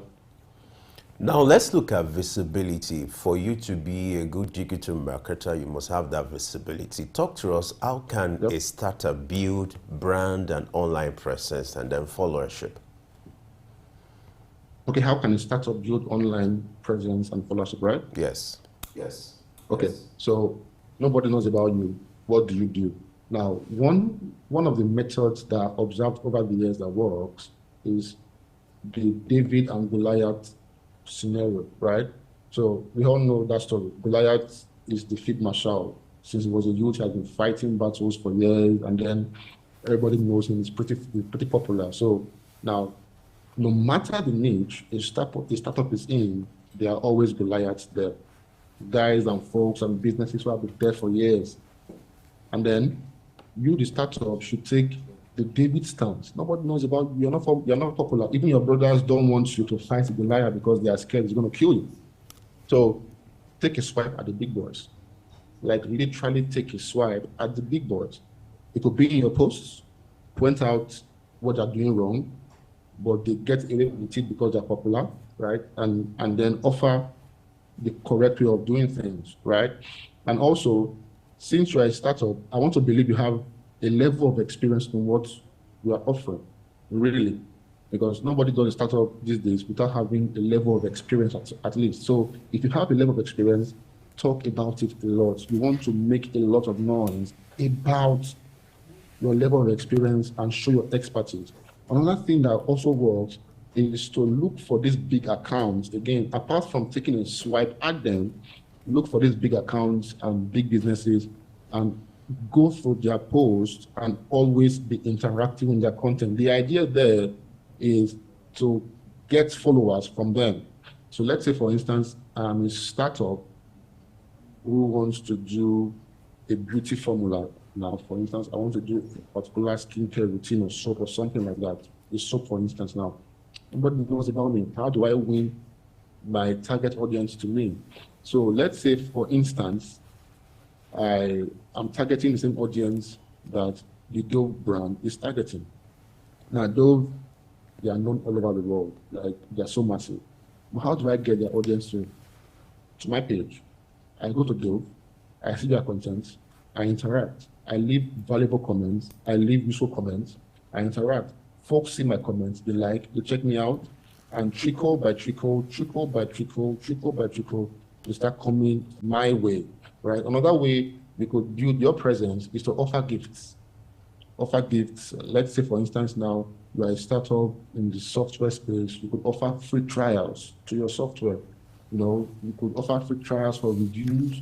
You could do discounts. I don't recommend that really, but then you are starting out, you just have to put your foot in the door. You could do discount, but before you ever do discounts, it's important to calculate to know how much it will impact your margins so that you are not in the red too often. But the idea is to put your foot in the door, because if you do discounting too much, people are going to mentally associate your brand as being a discount brand. So there are pros and cons to different ways to get online prominence, but we could go over this for hours really, but then if you follow these few methods, take the Goliath and David stance, attack the big boys, find relevant competitors and get followers from them through insightful comments, offer discounts, offer freebies, offer trials, then that can work. Yeah. So how do you measure your success in all of these marketing efforts, whether as a brand that wants to gain visibility or as the digital marketer? Okay, this question is very broad and very technical at the same time, because you don't just measure your success, it depends on your goals, right? You need to have a goal, you need to have a goal, then the signals that show if you are working towards your goals, and then the metrics. So I can't really give you a specific answer, except I know the goals of the brand or the goals of the marketer, and then I can say, okay, these are possible metrics you can use to measure if you are making an impact, positively or negatively. So like I said, it's a very broad topic and also technical at the same time. So I can't give you a specific answer, because to give you or to tell you how to measure, I need to know the goals you are measuring. All right, let's look at the issue of technology. I would like you to talk about some of the tools, some of the software, that a digital marketer needs to be familiar with that will facilitate your marketing and then helping you to stay in business. Okay, digital marketing is very broad, but at a very high level, cutting across the different verticals in digital marketing, Google Analytics, it's a very important tool, because all forms of marketing have a level of reporting, right? So you could use Google Analytics and related tools in the analytics space for reporting. So that's on a very high level. But then when we want to niche specifically into different categories of marketing, like as a content marketer, the tools I use every day are Grammarly to correct my grammar, Google Docs to write. I use Miro as a mind map. I use SEMrush or Ahrefs to track keywords. I check my Google Search Console to see how my traffic is doing, if it's fluctuating, if I have issues on my site. I also use tools like Ahrefs again to check if I have technical issues. So that is just for me as a content marketer. For someone who does media buying, for instance, obviously they use Facebook, the Facebook ad campaign builder and related tools, also the Facebook ad library to get ideas for ads they can run. For email marketers, there are several tools, several softwares for sending that email. So you could use any of them, check out the open rates, your click-through rates, check out your interactions, your engagements, go to the heat maps and scroll section of the page to see how people are interacting, how far they go with your content.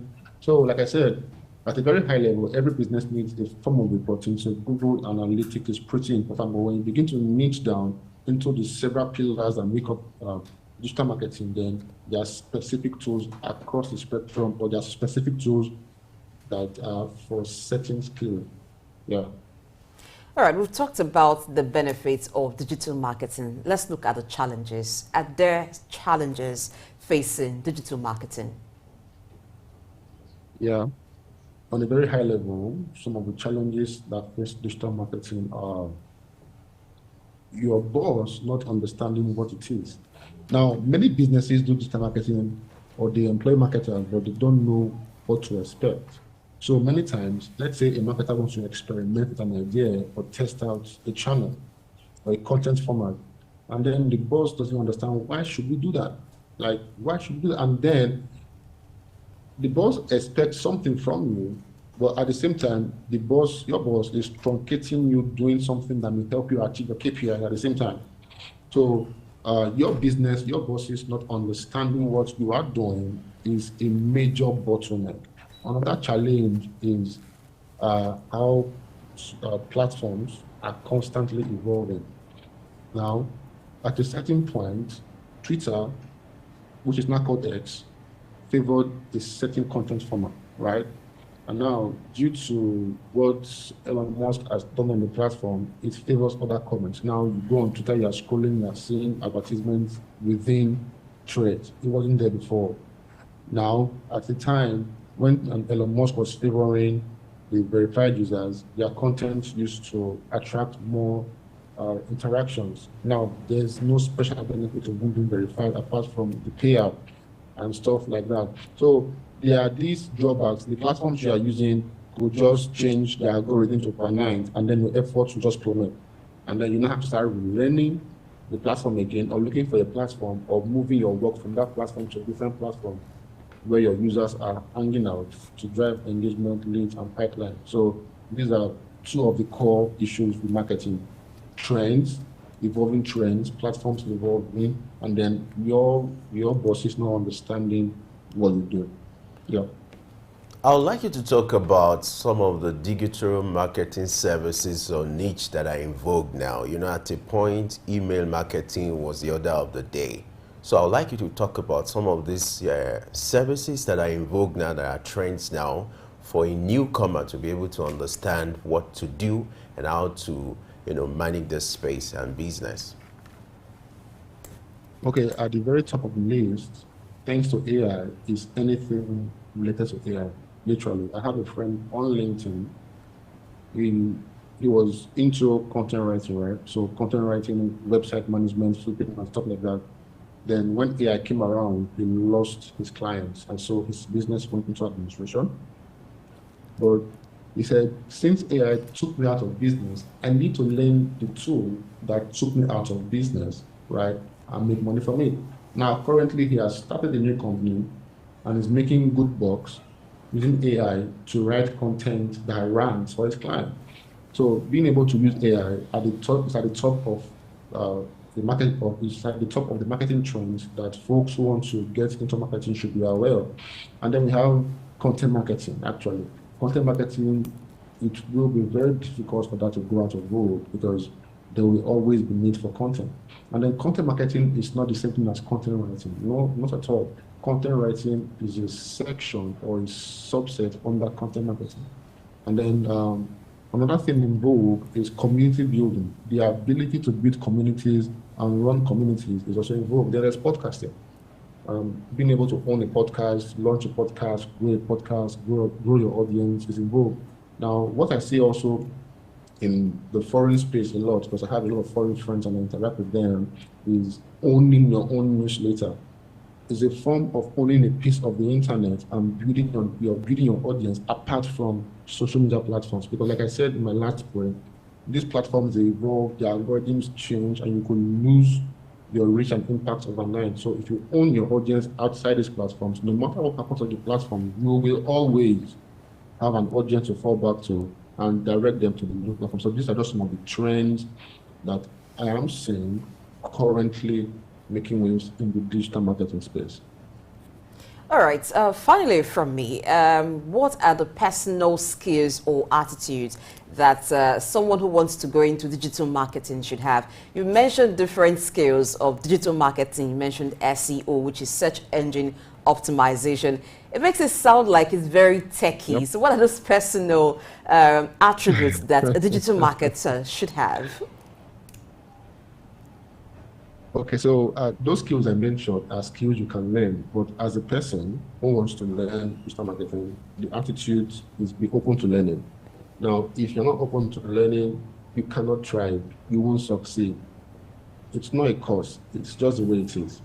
Then the other skill is you have to be experimenting. Do not rest on your oars and say, okay, this current content format is working. So I've been able to act it. You have not acted, really. You have to always be experimenting. When you find out what works, try something else on the side, so that when this one is going out, you have something to introduce. Really, so be open to learning, always be experimenting, and then find your tribe. Have a niche, people you are accountable to, people that keep you on your toes, people you learn from, mentors. You can't be an island here. If you try to be an island, you will suffer, because you need people who have done these things and who are like now offering consultant services or fractional services to carry you along, to teach you, mentor you, and show you the rope. So these are three things I'm doing, which I will advise anyone who wants to do digital marketing to do also. All right, with that soundbite, I guess we have to wrap up now. We must appreciate you for your time, Otebele. Thank you for spending time with us on Early Exchange, talking about the impact of making money from social media and digital marketing in particular. Thank you so much for spending time with us. Thank you for having me. All right, the discussion still continues. It's going to get better and bigger, and we'll be having more discussion after this short break. Stay with us. On social media, many Nigerian young companies were celebrating, wow, we raised Series C, we raised Series D. And anytime they raise these monies, everybody hailed them. But what was behind it? What is behind every raise is that the entrepreneur founder is diluted significantly. We had a very interesting session, and in one of the sessions there was a role play about a case study on CWG PLC, which is a company that I founded. And the case was written by Columbia Business School to discuss a point about venturing, about entrepreneurship, and about funding for the enterprise. And the case ended on a question: should Austin Okere take the venture capital investment, or should he reject it? Just a little bit of background. So this is a company, CWG, in 2005 that was doing very well. It was riding on the back of the Y2K that just happened at the turn of the century, was riding on the back of the telecom boom that happened immediately after the civilian government of OBJ and GSM was launched, was riding on the back of the bank consolidation in 2005 that was done by Governor Soludo. And in each of these booms, CWG had positioned and taken good advantage. So this is not a company that was in dire need of cash or was desperate in 2005.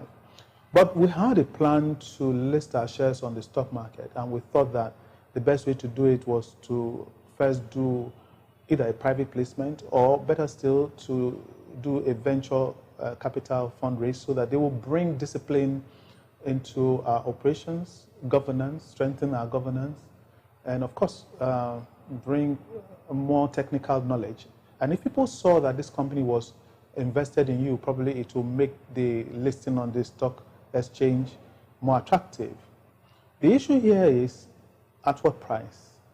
And I remember that I've discussed something similar on this on social media, where many Nigerian young companies were celebrating, wow, we raised Series C, we raised Series D. And anytime they raised these monies, everybody hailed them. But what was behind it? What is behind every raise is that the entrepreneur founder is diluted significantly.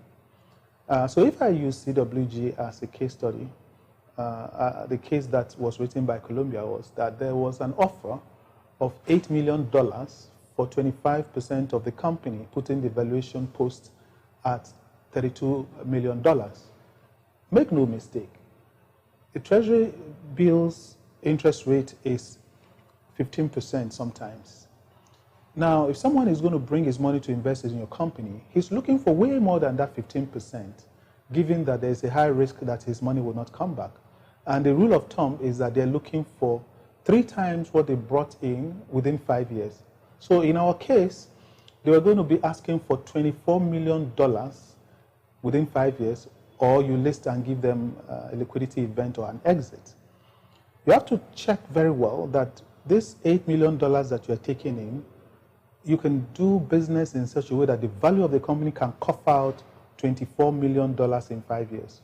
regardless of exchange loss, here is where it gets complicated. So you receive $8 million, which is converted to you in Naira. 2005 probably was about 130. Now, whether the Naira suffers devaluation or not, you're going to pay that $8 million. Now, paying $8 million, 5 years later, where the Naira is maybe 250 or 260, whilst you are generating your revenue in Naira, becomes almost impossible.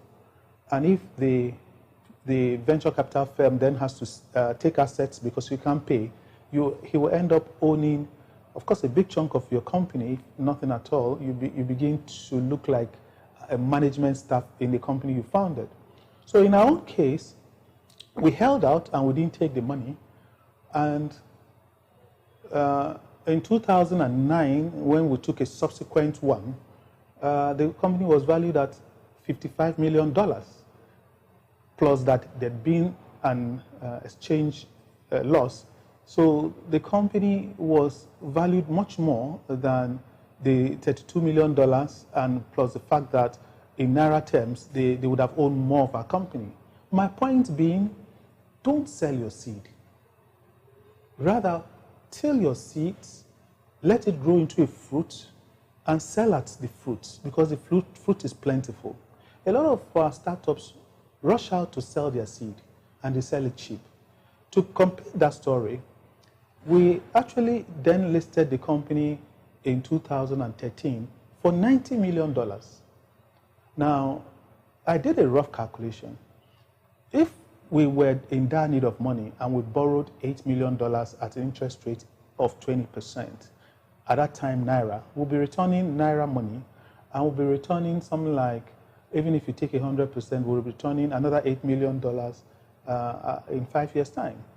But given that the company's valuation had gone to $55 million in that time, 2009, when the second PE company invested, we would have been better off taking the debt, because we'll be returning an extra $8 million, rather than 8 times 3, which is 24, that would have had to give $24 million that would have had to pay the VC company if we had taken the money at that time. So the delta is huge in terms of debt versus equity. So the point is, at some point in time, equity seems cheap, deceptively, but debt is cheaper. Especially at the early stages, what you have is a seed. You don't sell your seed. Have patience, hone it, bootstrap it, take debt to finance specific deals, makes you disciplined, and then when you have your fruit, you can then invite investors to come, and you make more, and you don't lose a huge percentage of your company. You actually do still own a huge percentage of your company. Be patient. Don't rush out to collect funds and celebrate it. You will have to pay back. Thank you.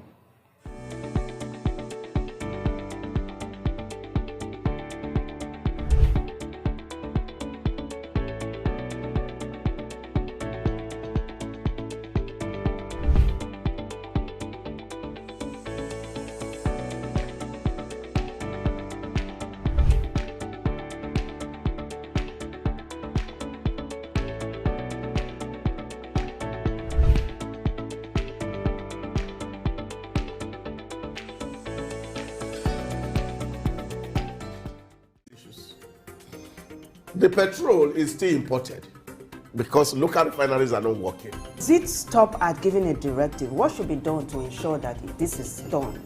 One of the factors being identified by our key persons is the issue of transportation.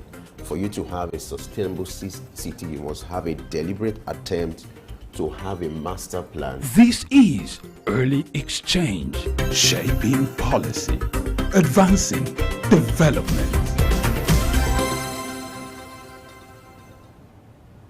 Many thanks for being there. We're still looking at social media entrepreneurship, and it's time for us to look at a form of social media entrepreneurship that deals with empowering individuals with knowledge and expertise. So we're looking at online coaching and consulting.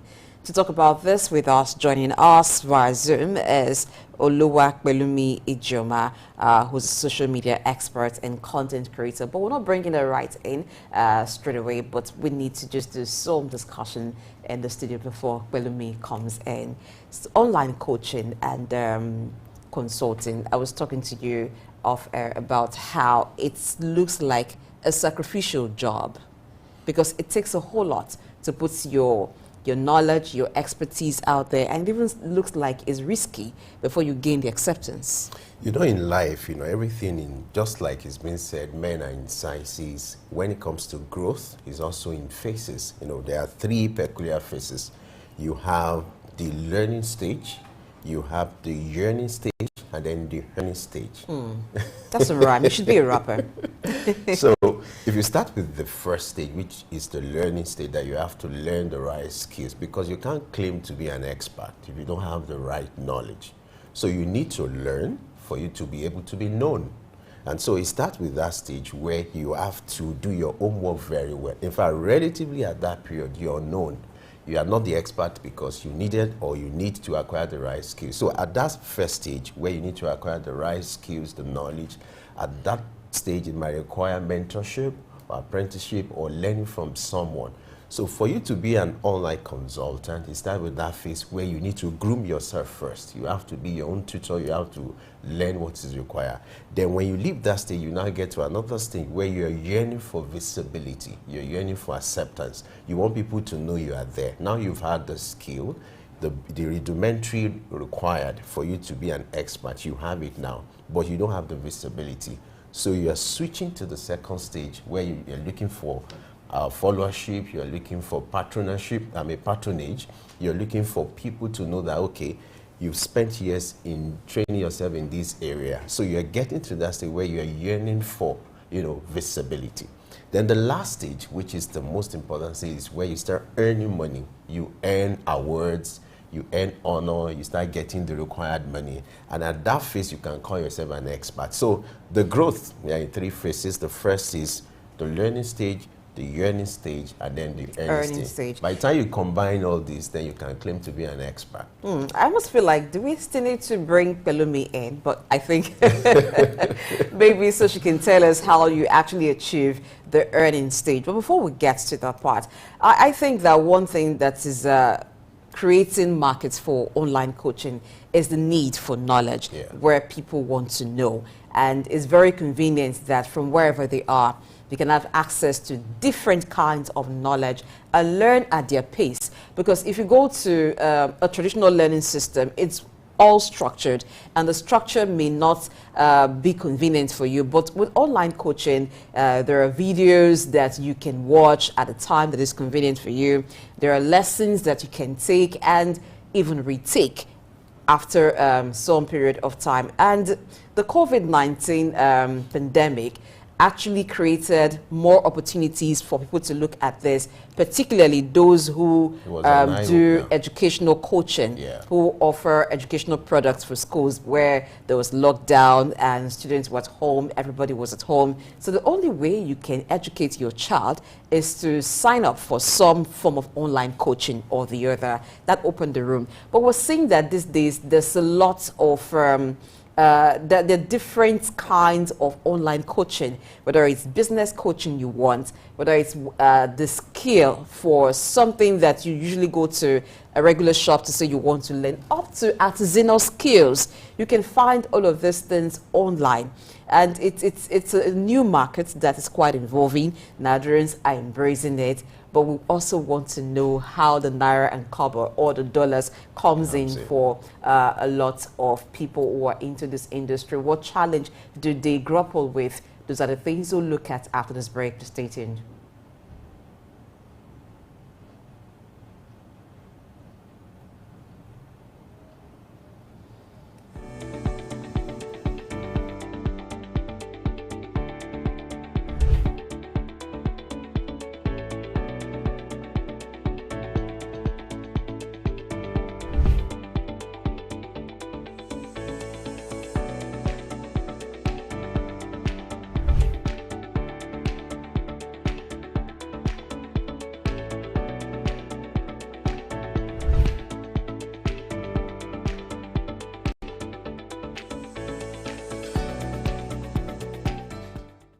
Idumota Market. Eko Idumota, once a residential neighborhood, is home to Idumota Market located on Lagos Island. It is one of the oldest and arguably one of the largest markets in West Africa. Idumota is a historic neighborhood adjacent to the Lagos port that facilitated the slave trade and later, under the British indirect rule, it surrounded to exports that fueled the colonial enterprise. Idumota was also the location of an armed forces remembrance cenotaph called Soja Idumota, built as a monument to Nigerian soldiers who served with the West African Frontier Force. An Eyo Masquerade statue and a clock tower are also some monuments at Idumota. Idumota Market is so popular that large sales are recorded as early as 7 a.m. The market is made up of hundreds of locked-up shops occupying several multi-story buildings, with some measuring about 5 or more floors. In 2010, the Lagos State government demolished some illegal structures in order to improve vehicular and human movement in and around the markets. During weekdays, the neighborhood of Idumota is densely populated by shoppers, traders, and bus passengers. From the Carter Bridge, ascending into Lagos Island, passengers can see the neighborhood before disembarking at their final destination. Idumota Market accommodates the substantial inflow of imported goods. The bulk of import from abroad are routed first through Idumota and then on to other markets through Nigeria and other West and Central African countries. The energy of private Idumota traders and wholesalers facilitate this activity, where millions of US dollars worth of wholesale is exchanged daily. Idumota Market, Souk Enlightenment. The petrol is still imported because local refineries are not working. Did stop at giving a directive? What should be done to ensure that this is done? One of the factors being identified by our key persons is the issue of transportation. For you to have a sustainable city, you must have a deliberate attempt to have a master plan. This is Early Exchange, shaping policy, advancing development.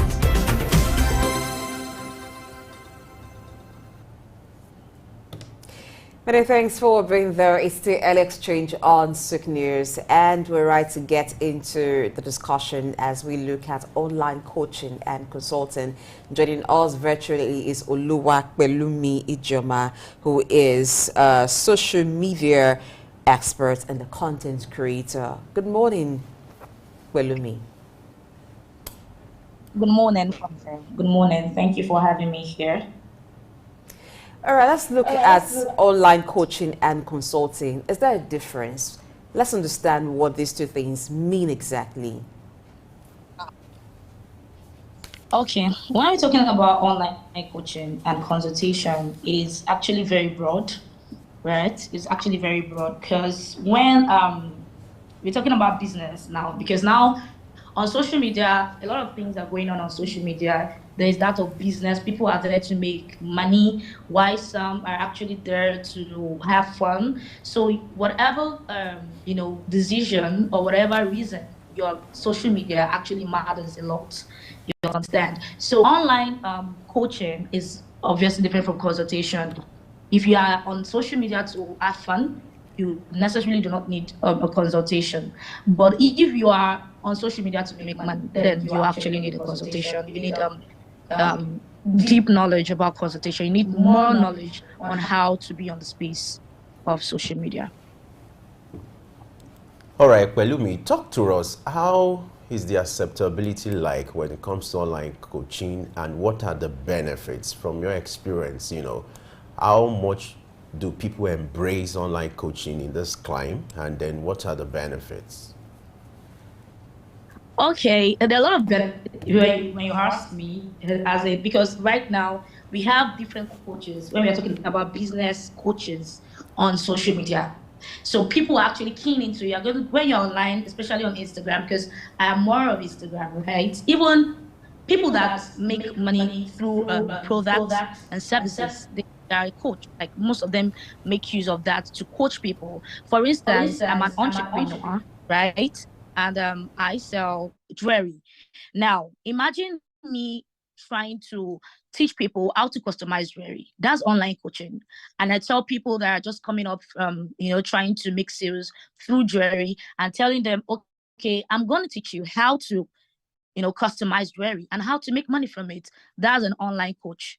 Understood? So now people now coming to me, okay, because of this value that I'm passing to them, they want to learn, right? They want to learn from me and they keen into that coaching. That's like a lot of benefit like that. And some people, it's actually how to navigate social media. You know, everybody cannot know it, or there are people that specialize in that. It's going to teach you how to, be on social media, how to navigate social media, how to make money, how to run sponsored ads, how to create content. It's actually very broad. So there are a lot and a lot and a lot like that concerning online coaching. All right, so how do entrepreneurs who are online coaches navigate the space or this field within several social media platforms to make money? Okay, if I get you right, you mean how does people actually navigate You social go about media? it. Okay, there are many ways, right? Okay, there are many ways you can actually do that. You could actually first of all use make use of selling. You can buy and sell on social media. Buying and selling, you can see there are a lot of boutiques, right, on social media that even are better than physical boutique. You say if you're on the social media space, you can order anywhere, anytime because of this online space. So people make money from social media just buying and selling. People make money from their own talent. You see comedians on social media, so skit makers, they are making their money right from social media. Even YouTube is actually another form, like an oil money platform where people just go out there, talk, and just ditch out knowledge. And when they ditch out knowledge, YouTube pay them back, right? They're giving out value, and the views that they're having is bringing them back money. So same as, okay, for instance, I'm using myself as a pragmatic example. I am a voiceover artist, right? And I teach people how to make money monetizing their voice, making use of their voice to monetize, making more money. Now, I know the rudiment of voiceover, and I know that people actually have the voice, but it's wasting. Now, if you have a voice and you cannot use it to make money, I will teach you how to make money with it. I'm going to tell you the things to know how to do it, and you just start cashing out. So there are different ways aside from product services, kit makers, social media influencers. As far as you have legit followers, you have a community where you can actually talk to people, then and people can listen to you. You can tell somebody, please, so I just tagged a post, kindly go there and engage. And people, because they love you, you're an influencer, right? They go there and they make use of the person, either transact with the person or work with the person, and you get paid as an influencer. So social media has actually been a space and a platform to help a lot of people. All right, my question was actually referring to online coaches. What kinds of platform do they need to use? Or any platform works for online coaching, how do they begin to make money from the knowledge that they share? Miss, can you come again with your question? If you can hear me clearly, I'm asking for online coaches specifically, are there certain social media platforms that is good for the business of online coaching? Or you can use any social media platforms. How do you begin to make money from the knowledge that you're sharing on social media? Okay, there are different platforms, right? And every platform have their own uniqueness. So it's depending on how much you can explore. Some people use TikTok. As far as you're a skit maker, you're a comedian, you can dance, right? People know TikTok for that. So if you are a dancer, you like to be funny, you can make use of TikTok to pass out your value and to make your money. Well, for me, I'm not more of a TikTok person. I just go there to teach out my works that I've done so far, save them there for reference, like maybe if I need to go back there. But I'm not more of a dancer. But people that, they feel that they can do crazy things, quote and unquote, or they can dance, they can sing, they can do something very funny. They can be on TikTok and just, showcase their talent over there. And for Instagram, Instagram is more of people that are serious, like serious people. You see business owners, you see influencers, you see doctors, you see professional people on, on Instagram. So if you're a kind of person that you like professionalism, you like to be, uptight and all strictly business, you can go to Instagram. Why YouTube is more of people that talk. If you're a marriage counselor, you want to teach people how to do this, or you are a vlogger, you can also, because that platform for YouTube allows for a lengthy minutes where you can actually talk and teach out knowledge there. So different platforms with a different uniqueness. It's depending on how you can be, showcased, what you have, your value, and things that you have to teach out. So they are of different platforms and of different uniqueness. All right. You agree with me that you can't claim to be in business where you don't have clients. So looking at online consulting, how do you attract clients? And most importantly, at a time when you're just building your presence, how do you attract clients in order to be able to make money from these platforms? Okay, social media is very, very key on content creation, right? So content is just the way, like, you have to be able to create content. You have to create different content all the time. You have to be creative. You have to think outside the box, try to create content that are very unique to you, and always understand your target audience. You can be let me use for instance, you can't be selling clothes and be attracted to people, especially for instance if you are selling youth clothes, the Gen Z's kind of dresses. You cannot be targeting people that are older, for instance 50-year-old above. You have to be on a space whereby you can see young ones, you can see people that are young. That's for instance Instagram, you can see them on TikTok. So you have to place your presence there so that your target audience can actually see you there. So aside from content, you also need to put yourself out there. You have to collaborate on platforms like this. You have to collaborate with people with the same niche or different niche so that you can have a broad visibility. And after that, also you also need to think of sponsored ads. Well, I'm so big on sponsored ads. Yes, I'm a content creator. I create content very well. I make sure that I balance it both. But see, when it comes to sponsored ads, that's maybe advertising. They call it meta ads on Instagram, on Facebook. Facebook has it, Instagram has it, right? So you need to spend, you need to invest. I say it most times to my people that you cannot want to get things in return. For instance, get over millions of naira, and you're expecting not to invest. If you are looking out to get in return millions, then you should be able to put out that money. So sponsored ads is more of exchange of value of your money for the value.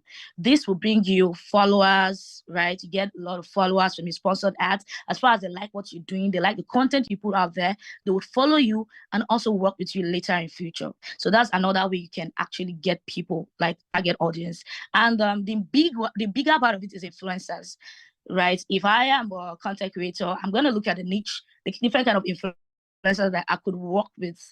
I could work with somebody in my kind of niche, not someone that, for instance, I cannot be a voiceover artist. I want to use an influencer to help me talk about my brand, for me to get customers, and I cannot start using skit makers or comedians that, are just out there to, just dance and all. No, I'm going to look at people in my kind of niche. I can go for people that are into voiceover artists that have their own target audiences too, because I know that they have similar target audience. So I work with influencers of that niche. So there are different ways, but these ones are the key ways that you can get your customers on social media.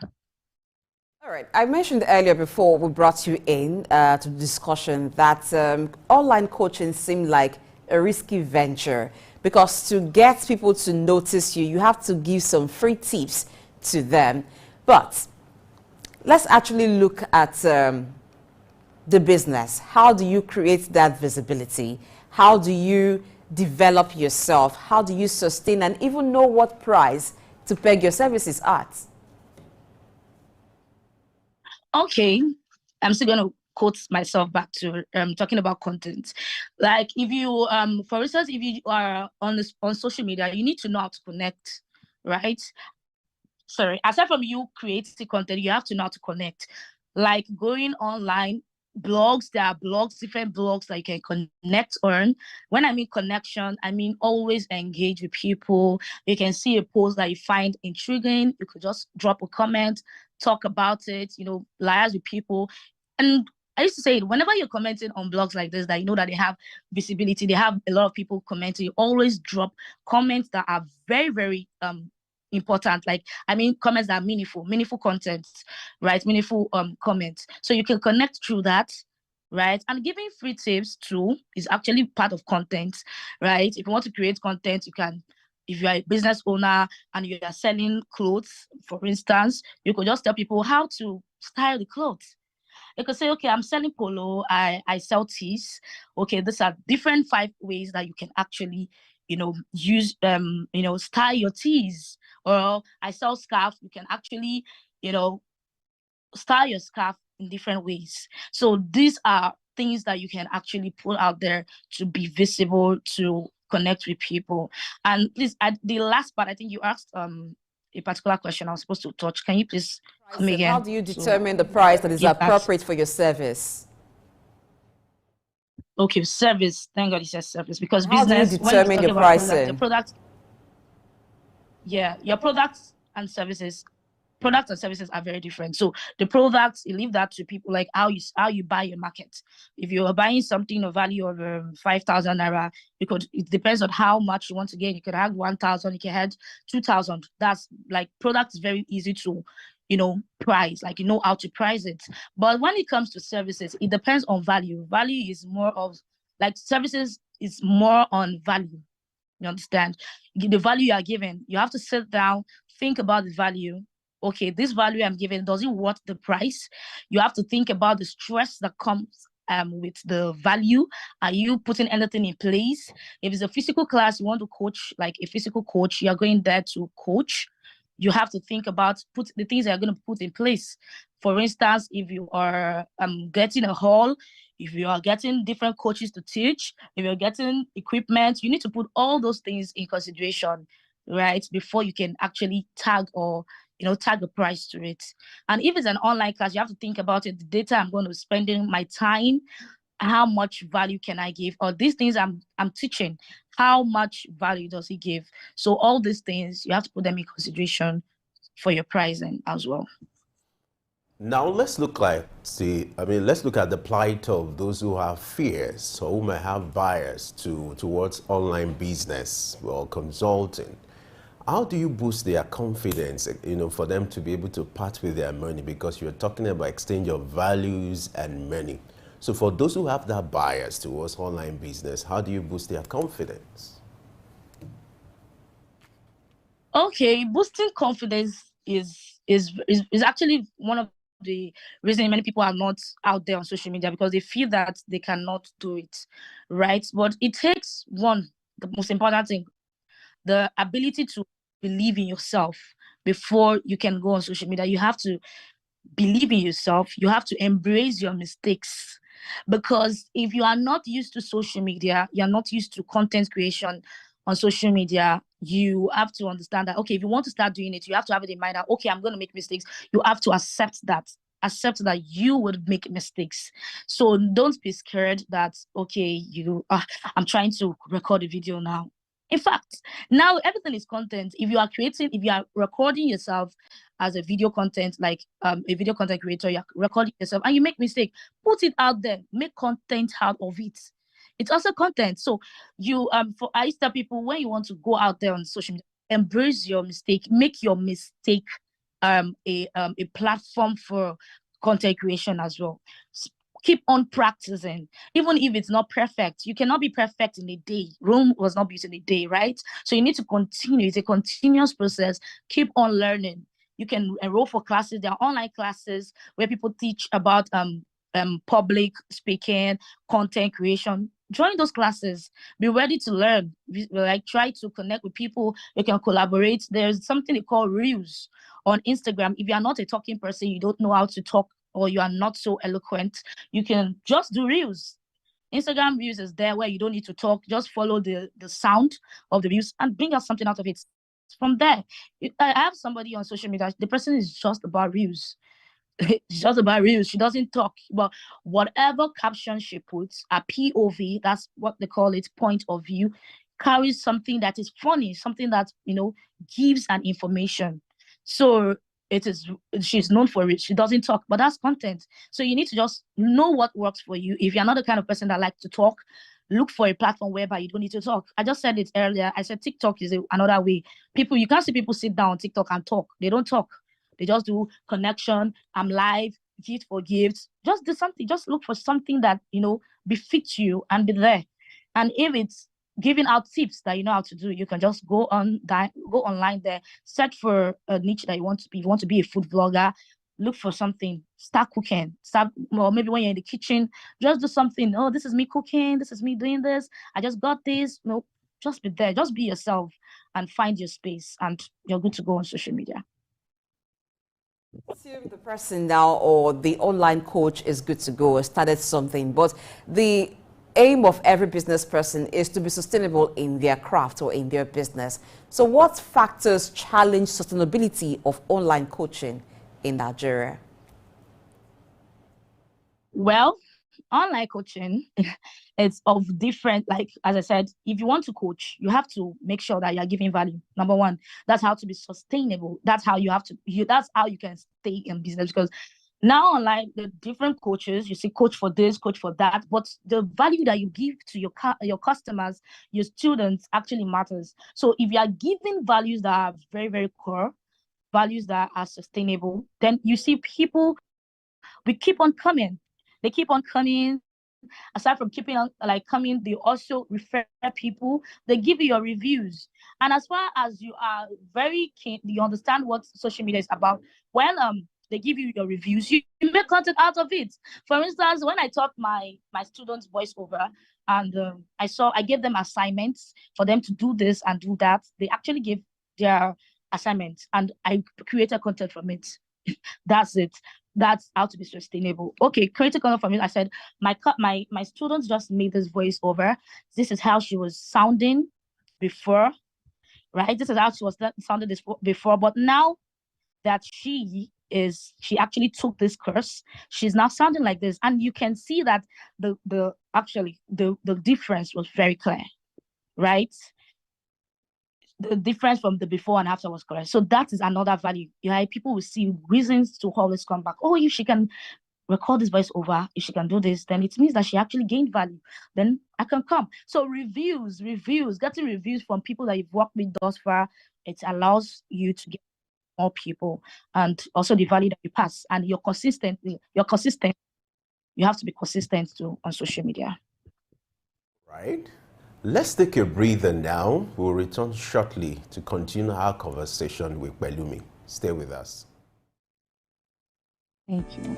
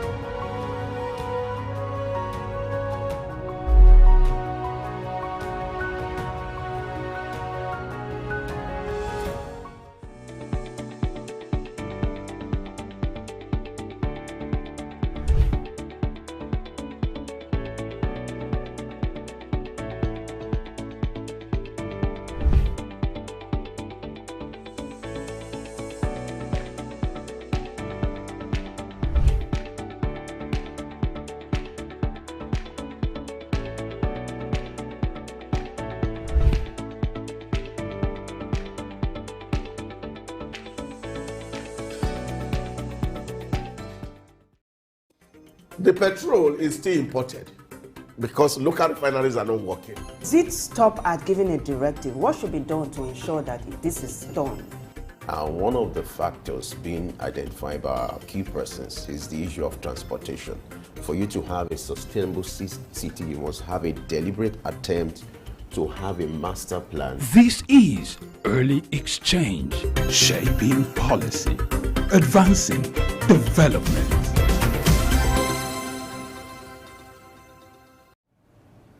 Yes, this is still early exchange where we shape policy and advance development. We've been looking at the online platform, looking at social media entrepreneurship. A few minutes ago, we had, a guest who was talking about online consulting, online coaching, and she's been talking about the prospect of business. We're still going to have another guest who will talk about, social media influencing in Nigeria. It has come a long way. You hear social media influencers here and there doing one thing or the other because the social media space has provided a lot of opportunities and which people are taking advantage of in order to make money, get visibility, and hence, living for themselves. Today we'll be looking at social media, influencing what it requires. For those who are thinking to be one, our guest will be in position to tell you what it takes to be a social media influencer. Blessing. It's likely the social media space is not regulated, and you have everybody, virtually a lot of people claiming to be social media influencers these days. What do you think should be the parameter? What should be the requirement to be a social media influencer? Okay, it depends on the amount of influence that you have. I think that's what qualifies you to be called an influencer, because if you look at the word influencer, someone who influences people. So what's the capacity of your influencing? That's what is required for us to, or for people to determine that you're an influencer. And that could mean a lot of things. It could mean the number of followers you have. It could mean how people engage on your page or how they respond to things that you see.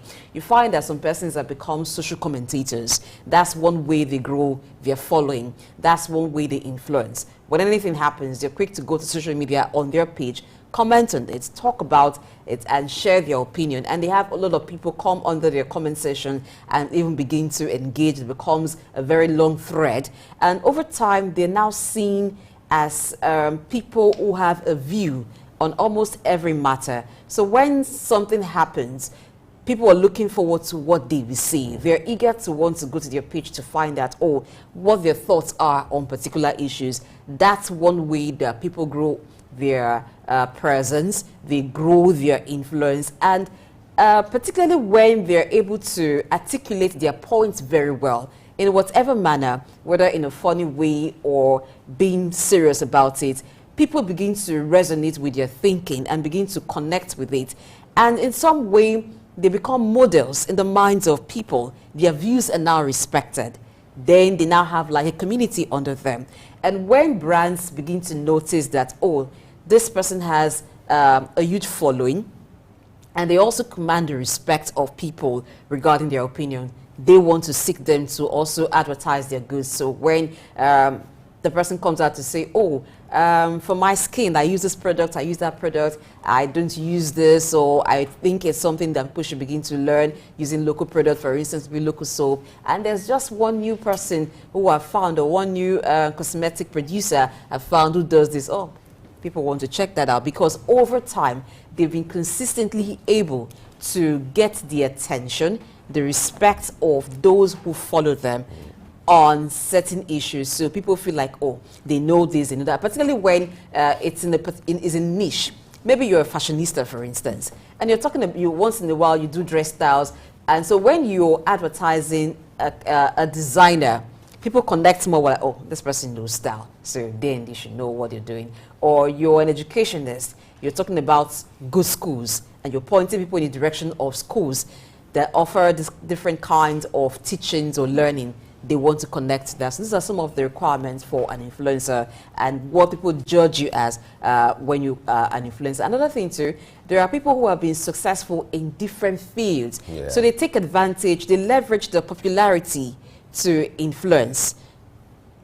That's some of the ways that people come into influence. You find that actors, musicians, popular artists are influencing, even for brands that have nothing to do really with their feed. But because of their popularity, the love that people have for them, they can advertise, they can influence people to use a certain brand. You know, things like that. All right. Blessing, you're doing well. I must acknowledge. I'm influencing the world. Yeah, you're influencing the world. But now let's allow Pelumi to share her thoughts with us. Alan, she's back. Pelumi, glad you have you join us on this segment.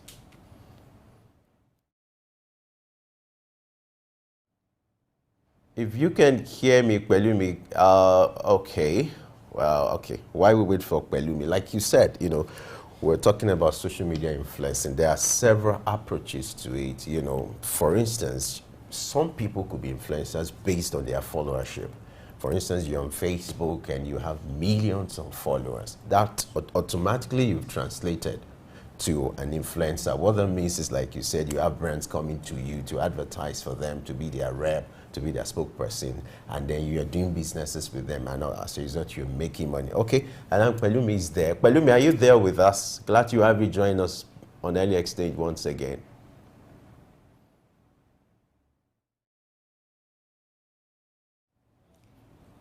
All right, Pelumi, if you can hear me, you have to unmute your device. Oh my, all right. Okay, Technology. we'll wait for her to get it right. But I see influencing as something that did not even start with social media. It just got a new name with social media. Yeah. You remember the brand ambassador thing? Yeah. That was influencing, Yeah. where different companies want to sign on celebrities to become brand ambassadors. They were influencing the crowd. They were influencing the fans of those celebrities. Yeah. That's how influencing started. But once we had social media, it had to be on social media platforms, and then it had to be on a different, using different metrics.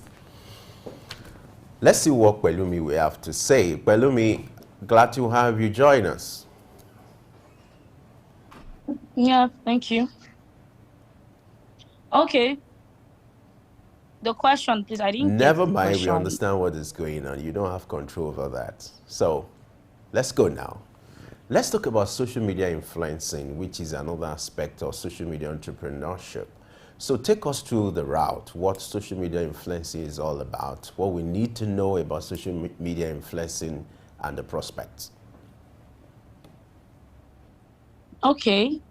Social media influencing is of different categories. As I said earlier, if you have different platforms, some people they are just keen on one platform, while some people have different platforms. So social media influencing is broad to an extent. Some people do WhatsApp influencing, some people do TikTok, Instagram, YouTube, Facebook. So, but it depends on your number of followers, and not just followers, but active followers, right? Because people feel that, okay, when they see a page that doesn't have much followers, then they feel that they can't work with a person. So they are keen on a large number of followers. So because of that, people are now buying followers, the static followers that are not real, that are just there, that does not engage, that are not active. So if you want to be a social media influencer, you have to be up to your task. Like, you have to have substantial amount of followers that can engage in content, that can, like, building a community. Yeah, let's make it that way. Building a community where you can talk to, who you can talk to, you can engage with, you can plead with them to do some certain things for you. Same as WhatsApp influencing. If you have a large number of views, WhatsApp influencing works with views. We have large number of views, people that can help you, help you out when you post a particular status and say, please send a message to this person to save your contacts. I'm talking about WhatsApp influencing, right? The people will rush there and save contacts just for their own benefit, as well as for the latter. So social media influencing is broad, but you have to make sure that you have to pull the crowd. You have to be able to pull the crowd.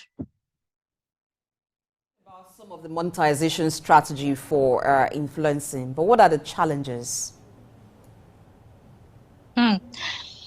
Challenges, well, especially Max platform, that's Instagram and Facebook. There's challenges of one. I'm going to talk about social media challenges before personal challenges. The one is your disabled accounts. You could have been building a page for over 10 years to get certain followers, and just one, like anytime Instagram or Facebook can just decide to take down that page, and you know how terrible that can be, because that could be millions of nairas that has actually been invested in that page. People actually face it. Even business owners now that have a lot of crowd on their pages, they face it. You know, they disable their accounts all of a sudden. And also personal ones. If, for instance, you could actually go and, you know, influence for scammers. You could just be a victim, right? You could be a victim. You could just go maybe you actually influenced for scammers, and your community, your followers actually indulged in that content, maybe by working with that scammer and, you know, transacting with them, and it's ended up, you know, boomeranging. So that's another personal way. Another disadvantage I'm going to say is, maybe I'm not going to say it's a disadvantage, because a lot of competition, right? A lot of competition. Like, you could actually have somebody that will just come from nowhere, maybe have some connection that you do not have, know some people that you don't know, and all of a sudden you'll be irrelevant in the industry on social media, because somebody else has taken up the game and is even far better than you in that game. All right, there's this development where for you to be a social media influencer, your followership matters. People will say, okay, dwell on organic followership. Some will say you need to buy followership. How do you marry the two in order to achieve result? Will you subscribe to just sticking to organic followership, or you just have to marry the two in order to get a result? Talk to us your experience and what should be done when it comes to improving followership. As I said earlier on, I explained that you have to have active followers. So that already answers my question. If you buy followers as an influencer or as a business owner, you are only doing yourself.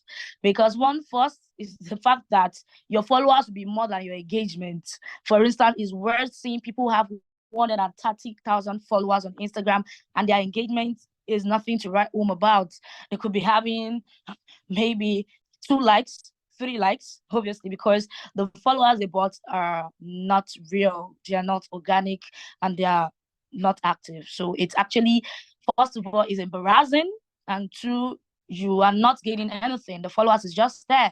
They are not buying. They are not buying, they're not transacting with you. So why not, you know, develop and build up followers that followed you intentionally because they like what you do and can actually work with you thereafter. So it's actually very, very wise and advisable to create and build your followers from scratch, no matter what. 300,000 followers that is inorganic, that is not real, is very bad. Okay, so follower, if you have 3,000 followers that are legit, that followed you intentionally on social media, is far better than people that have 300,000 active inactive followers that are just there and not doing anything. So it's better for you to build up your own followers. All right, like every other kind of business that has innovation over time, what are some of the new innovations in influencing that every influencer needs to catch up with and move with? Trends. Every social media influencer should always be at alert and know when there is a particular update on, because social media are like there are different trends that come to social media. They come and go. By the time you do not use that trend at that point in time, then it becomes useless. If you are using it after, you are late. So you have to always be up to date. You have to know what is trending at that particular time. So you have to be up to your game, right? You don't want to be slacking when it comes to trends on social media. If it is blah blah blue, that is, you know, or something that is trending, that is online, or a particular music that people are using that is trending at that particular time, you need to always jump on it all the time. You have to be updated. All right, with that submission, we just have to wrap up now. Ijeoma Pelumi, thank you so much for spending time with us. Your name combination, I wish you could have a Hausa name so that it will reflect Wazobia. Thank you very much for that. Thank you. All right. Thank you so much for your time on Early Exchange. You're welcome. All right. Thank you. What a way to wrap much. up today. Yes. You know, it's the time for the young people, and we've been looking at social media entrepreneurship. I'm very sure it's been very productive. You know, social media influencing. I think I need to take that route now. Yeah, I think we're influencing already. We just need to monetize the influencing. Yeah, that's it. And there was something that Pelumi said while she was talking about the challenges. You could be influencing and the platform changes its policy. She was like, oh, for instance, like Max platform. Yeah. And I just felt like, oh, maybe when you've actually had an experience with that, instead of saying Meta or saying Instagram, Max platform, and Twitter does it to you, Elon's platform. But just on a lighter note to wrap up the show. Thank you for staying with us all the way from 7 a.m. till this time. I am Blessing AG. The show continues again on Monday. Thank God it's Friday. Yes, Monday, 7 a.m. West African time. But Business Insights will come your way at 10 a.m. Stay with Sick News. Yes, it's TGIF. Let me seize this opportunity to appreciate the production crew, Israel, Topwell, Austin, and the rest of the team to be doing a good job. You can't forget to mention Juvie. Even Juvie, you know, the names are, you know, the list is endless. We want to appreciate you guys for doing a good job. I am Femi Ayodele. Bye for now. Giving a directive, what should be done to ensure that this is done? One of the factors being identified by our key persons is the issue of transportation.